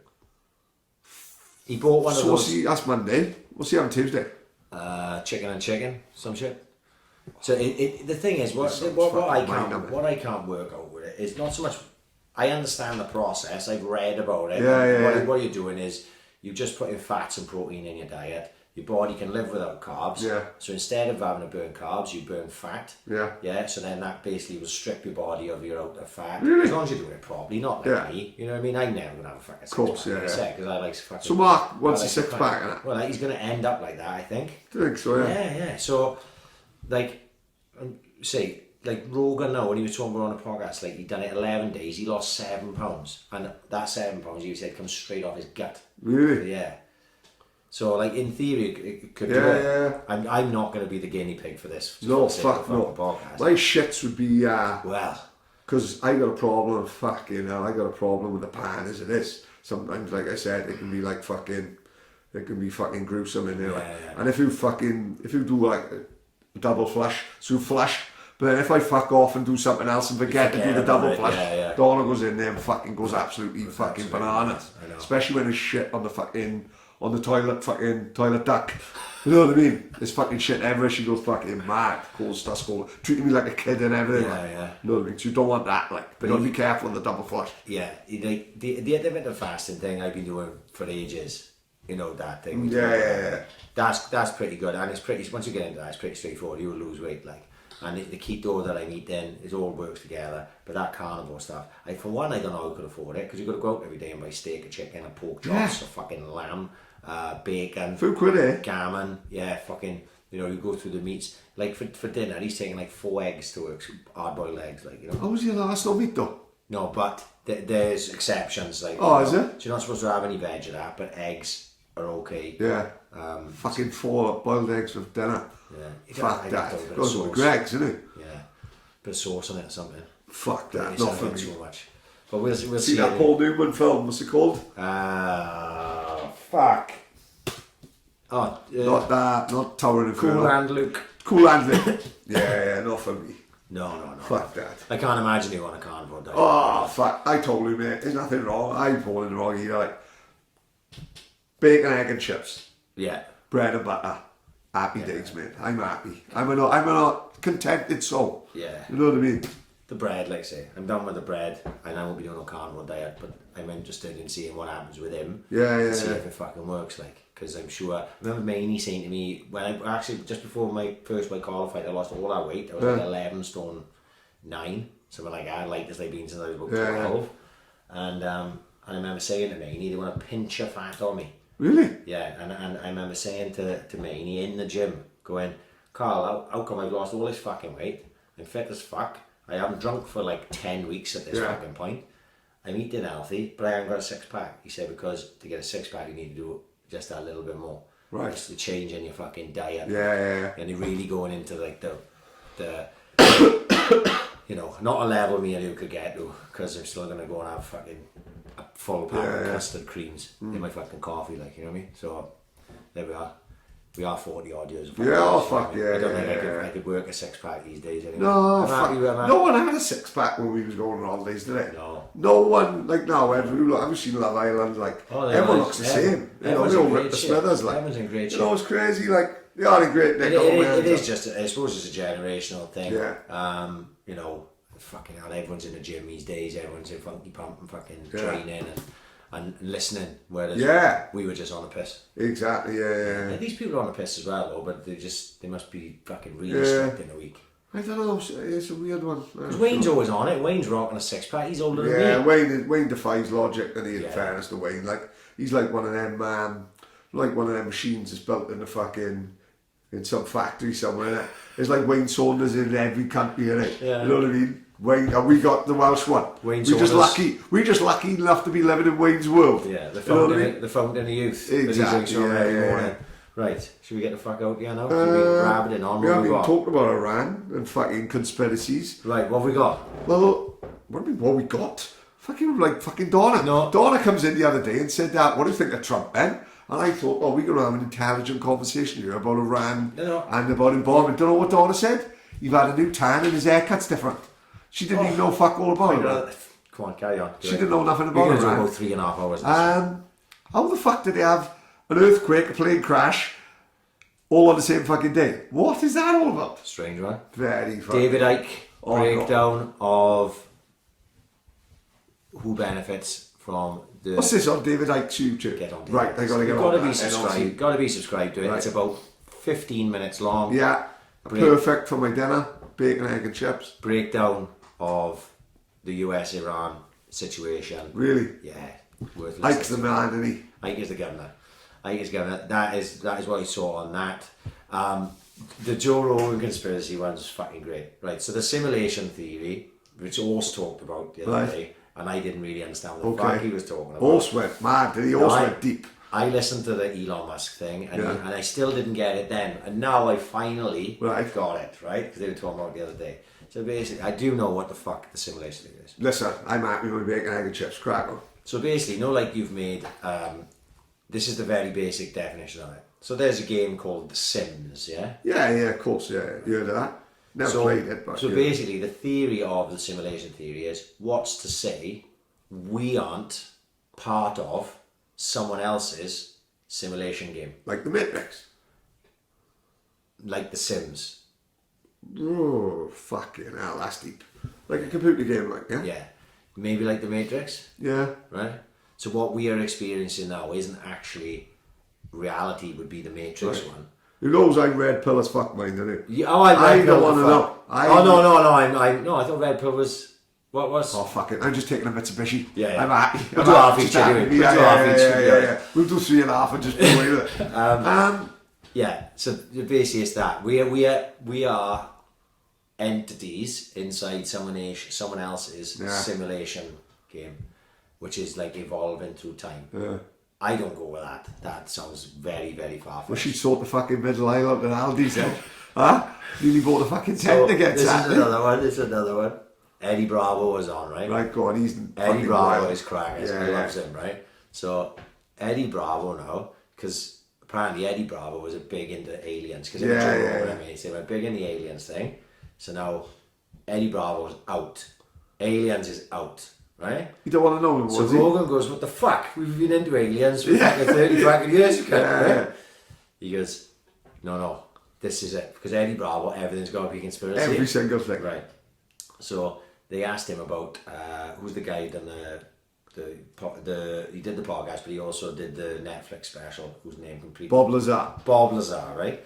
So Eddie goes, Joe goes to him, "But Eddie, what about Bob Lazar? You know, he was in, you've seen the fucking documentary." And he goes, "Yeah, well, I'm sure he believes everything that he says, because that's what they want him to believe." And when he said, why is he being allowed to make a Netflix Why is he fucking being documentary? They wouldn't have it, would they? They wouldn't have it. He They said- killed fucking Epstein, for fuck's Yeah, sake. they fucking killed JFK. Yeah. Right? He said these people would not let Bob Lazar have a Netflix fucking special. They if didn't want what it he up. was saying was fucking Yeah. true. Right? So that then, aliens are fake, and this Joe goes to him, "What the fuck? Why would they?" And he said, "Well, that's how they get the world government, is by faking an alien attack." So that is even so. That is you're funny. going to So fake what he's saying, Independence Day. they're going to fake an alien attack, and then they're going to say, right, look, We need we to all stick better together. together, like Yeah. Jack Johnson's song, and Yeah. we all better when we together. So and that's the way they'll have one big government, like that Bill Paxton. Can you remember when he first heard that speech? Yes. Tell me where? Or the Bill Paxton speech. Independence Day speech. Yeah, I saw Independence Day in the pictures. Well, but can you remember the big speech they put on the big screen in BCM? Oh, In Bangor? right. It just all went quiet, innit? Just before the film started, right? They shuts it down, puts this big fucking screen come on, and that fucking Bill Paxton give a speech about Independence We were on Day. it. The whole fucking crowd Let's went go, mad. yeah. Then they drop House of Pain, and then Yeah, fucking jump around. 16 tons of Fuck fucking... me, I nearly drowned about 10 Oh times. my in that. god, he was scary, man. Yeah, yeah. Remember when Proper Anthony folk Dennis in your mouth. two-footed a girl, didn't he? That was in Lorette, that was. Oh my god, he two-footed a girl, she whacked her head. We lost her in the film, didn't we? Yeah. It's fucking unbelievable. It was like was. the film The Fog. The Lorette one, it was like British Bulldogs, we were just Party. legging it across the floor, Party, clotheslining people. yeah, Yeah, it was party. fucking crazy. Documentary coming out, right? I don't know if you may have seen a thing like this, called The Last Dance. It's about the Chicago Bulls. Right. Right? This looks amazing. Right? Right? It's Michael Jordan's last season before he retired as a Chicago Bull. Right, Because okay. he came back and played for the Yeah, Washington yeah. Wizards. So it's the second time that they won 3 on the trot. Called Okay. 3-peat, they called it in America. And it was the last season, Phil Jackson, who was the Bulls head coach all Right. the way through the MJ era, was going to be there. Right. And Michael Jordan said, if Phil Jackson isn't going to be coach, then I'm not playing for anyone else. That's amazing. So basically, in the same year, they lost the legendary Right. coach and the greatest player. So that ever is played this the game. documentary about that season or the season after, which will probably be pretty good? It's about that season. Right. They allowed ESPN guarded access Yeah. to their season. And where's this coming up? It's coming out in this year, 2020. Right. It's 20 years, I think. They basically, ESPN made it 20 years ago. And have held on and to have it. held on to it. No way. But obviously the documentary now, like, so Scottie Pippen will be on it and Michael Jordan will be on it now. Yeah, yeah. But they'll be talking about incidents that happened during that season Yeah. 20 years ago. It's called The Last Dance. You can see the trailer on Netflix looks fucking amazing. It's just going to be on Netflix. Well, the trailer, sorry, on YouTube. Right, That's what I okay, mean. yeah. But what I saw, it was ESPN. Right. But then another one I saw said ESPN Netflix. Oh, amazing. So I'm hoping it'll be on Netflix, otherwise you'll have to go stream. Will that be good? It'll be fucking like an 8-parter. It'll be Really? fucking outstanding, yeah. Have you seen the Maradona one yet? No, because it's on Amazon Prime, so I fucked it. Unreal. unbelievable story, like unbelievable. What's this do? Following from a kid, is it? No. From Barcelona. So starts at Barcelona, shows him when he goes mad, has a fight with that guy for Atletico, Bilbao, kicks him in the Swede, knocks him out. The butcher of Bilbao. Yeah, so then it shows 5 minutes of Barcelona, shows him signing with Napoli. So all the Napoli years, taking him up from 85. Then it shows him winning the World Cup, winning the league with Napoli, winning the UEFA Cup with Napoli, winning the FA Cup equivalent with Napoli, Italian 90. Unbelievable how it fucking fell Argentina, Italy in the semi-final at Naples. Naples is looked on by the whole of Italy as scum. Maradona realises, says, why are you going to support Italy? Italy hate you. Support me, Maradona, I'm one of you lot. But he just went, and he ended up winning, and Argentina went. And it just goes too far because he splits a city in two. Because they are Italian at the end of the day. And then all the people that was in, he was in with the fucking, he was in with the Gomorrah. And it shows photos of him with the Gomorrah. The Gomorrah had him, basically, they pick him up at 11 o'clock in the night, playing full of fucking coke when he didn't even really want it. It's like two people. Diego is Maradona. Diego's supposed to be a lovely guy. Maradona, the persona, is a fucking lunatic. So he'd be in these parties and these fucking, the mafia would just bring him out, introduce him to all his friends. He's with us. Everyone just want a photo with him and all that. And he'd just be one of the loneliest men in the world, just surrounded by everyone. Ruined his career then. Ruined his life. You know what I mean? He wanted out, then they wouldn't sell him. And he was just like, look, I've won everything. Fucking, tell you what, don't mind. Think of that era of Italian football. Think of Juventus with Laudrup, Platini, Baggio. Think of Milan, right, with fucking Seedorf. Hullet, sorry, yeah. Right, God, Van Basten. Maradona just turns up Napoli, they fucking 16th in the league, they shit. They wins the fucking league. They wins the cup, they wins the UEFA Cup. Unbelievable. Fuck Messi. I gotta watch. Messi can fuck off. Fuck Messi. I think our generation should always be Maradona, man. You know, Messi's fucking brilliant, don't get me wrong. Oh yeah, but fuck Messi. I like the Liverpool kid who run past him, flick the beat. That's what I like, you know what I mean? That was funny. Do you know, right, we talk about this before we fuck off. Last week, before Brett came, we had an hour, didn't we? Right? Fucking totally, I didn't know we were talking about this. Totally unexpected. 3 of us just fucking random. It's weird how we never do it. Right. So Brett was supposed to come at 8, was running late. It was supposed to be like 8:15, and then didn't end up turning up till 9 o'clock. And actually done us a huge fucking favour, because we sat here and brainstormed for like about a fucking hour. Which we never done. Which we never do. Ever. And ended up creating the next few months of the fucking progress. I honestly think, right? I think having that hour, and Donna come in as well, in all fairness, I'll give Donna credit. If Donna spots someone in the street that she thinks could be good, she'll fucking hit them. She'll go hard, you know, and she done fucking 2 this week, you know, without even thinking, you know, and Donna will fucking, and the 3 of us here, I know that this week, we've talked a few times about where we're going to finish in it. Are we going to be like the fucking Faulty Towers where they just done 12 and then walked off into the sunset? We'll do carrying on. Maybe people might lose interest, which would be a shame, wouldn't it? It'd be a pity if like we was like doing well and then just people went, oh, it's boring as fuck. You know, they goes over the same thing all the time, like, you know what I mean?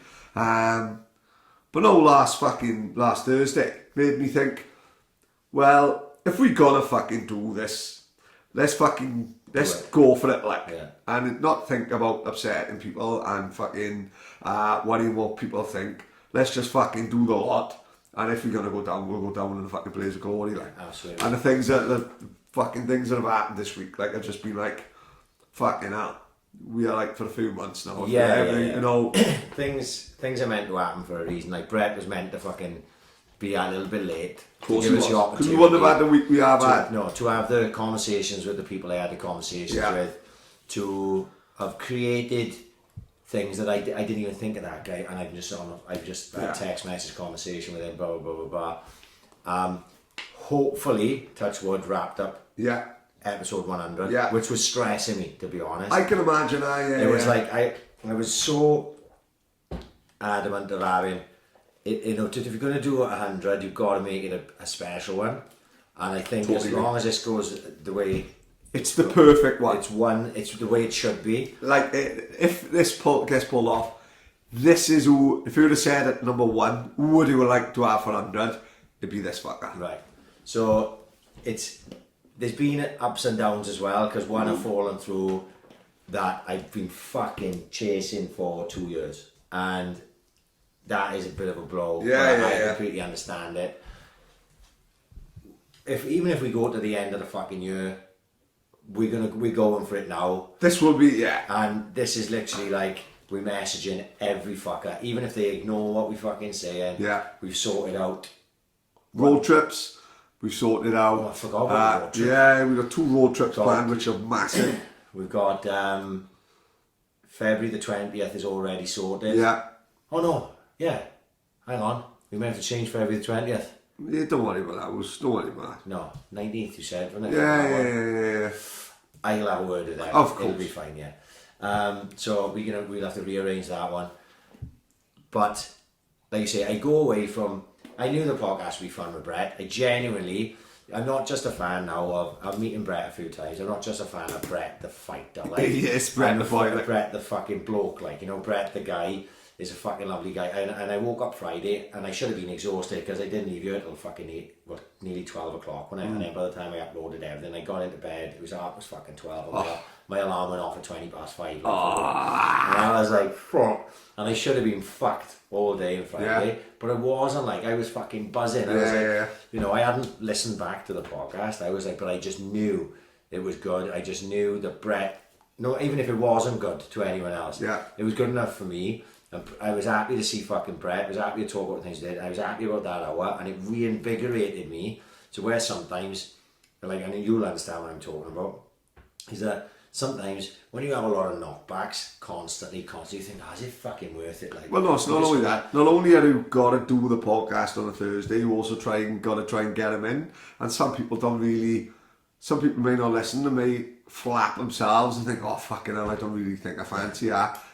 Each to their own as well, like, you know what I mean? And like this week, you know, like this is why there's the 2 of us, because it was already sorted for this week, and then it falls through Monday after being agreed, and then I'm like, fuck, and then I'm flapping around trying to sort something else, and then I was like, no, that fell through.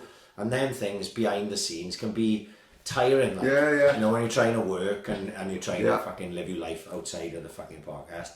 So that's why you can't ever do this forever, and I wouldn't want to, because it could be a time where you go, alright, like, I can't keep chasing fucking people. You know, the knockback I had today, if I had that knockback probably a few months ago, it would have fucking really gone, fuck it, I fucking forget it, like, you know. But now it doesn't, because I know what we got coming up, and I know what's in front of us, and even if a load of them fall through, we'll still have a novel one. You know what I mean? So, like I say, on my list, I've still got a number that I fucking will be pestering until the day we call it quits. You know? It's just as simple as that. Like this one that went down today, I decided to have to call it a day, but the others will be still getting pestered, like I say. And if episode 100, as long as it goes the way it did, that's fucking perfect. And in between, we'll have some good ones on as well before that. And then everything after that, we'll go for it. Like, even if it only goes to the end of the fucking season, Exactly. you know what I mean? We'll have a fucking all, and then we'll reevaluate then. Of course, because all not, as you said, if you finish tomorrow, like, we've had a fucking laugh, we've had a fucking great couple of years. Like, we've done things we never fucking imagined, met people who never fucking imagined, made new friends, fucking up and down the fucking country, all through it. Like, it's been fucking great, and we finished tomorrow, like, but for the time being, we ain't fucking going nowhere, like. No, not for the time being. We still got things, like I say, there'll be some that I'll be really disappointed. Like this one that went down today, it was a long shot from the start. But there's other ones that we should have already done. Andy fucking Robinson. And I will be pestering him until we fucking do it, you know what I mean? And I won't be happy to call it a day until I've done that, you know? So it's, you know, and there's others as well. And I think You know, we just need a bit of luck with some people. Of course you do, Just to yeah, be in yeah. the right place at the right Yeah. time. Yeah, mate, I'll fucking do that. I'm already in Swansea. Yeah. You know? I forgot about the road trip. That'd be good crack. There's 2 road trips. Oh, I can't remember the fucking other one. Right, okay. My daughter's absolutely fucking landed. Oh, there. She's goddaughter to someone at the age of 14. Right. Big shout out to Craig Jones, the boss. Yeah. And Tilly's godmother, Rachel Lloyd. Yeah. Just given birth. Yes, Typical congratulations. Oasis son, Lila. We love it. Yeah. Tilly's fucking over the fucking moon. Oh, chuff. 14 years old, godmother. She's fucking landed. Like, I'm so fucking smiling since. Big shout out Shout for her. to the horse, Kevin O'Donnell, who finally announced that his missus is up a spout. You You did tell us, didn't you? Yeah. After we done I the totally fucking forgot. podcast. I seen it on Instagram. I thought, oh, that's pretty cool. Yeah. I thought, fuck, hang on, he told me 3 weeks ago. Yeah, I know, I fucking got it. Right, on that note, we're getting the fuck out, yeah, and hopefully next few weeks, Yeah. leading up to episode 100, will be big. And for that, without Pad anymore, That's it, sir. alright, peace out.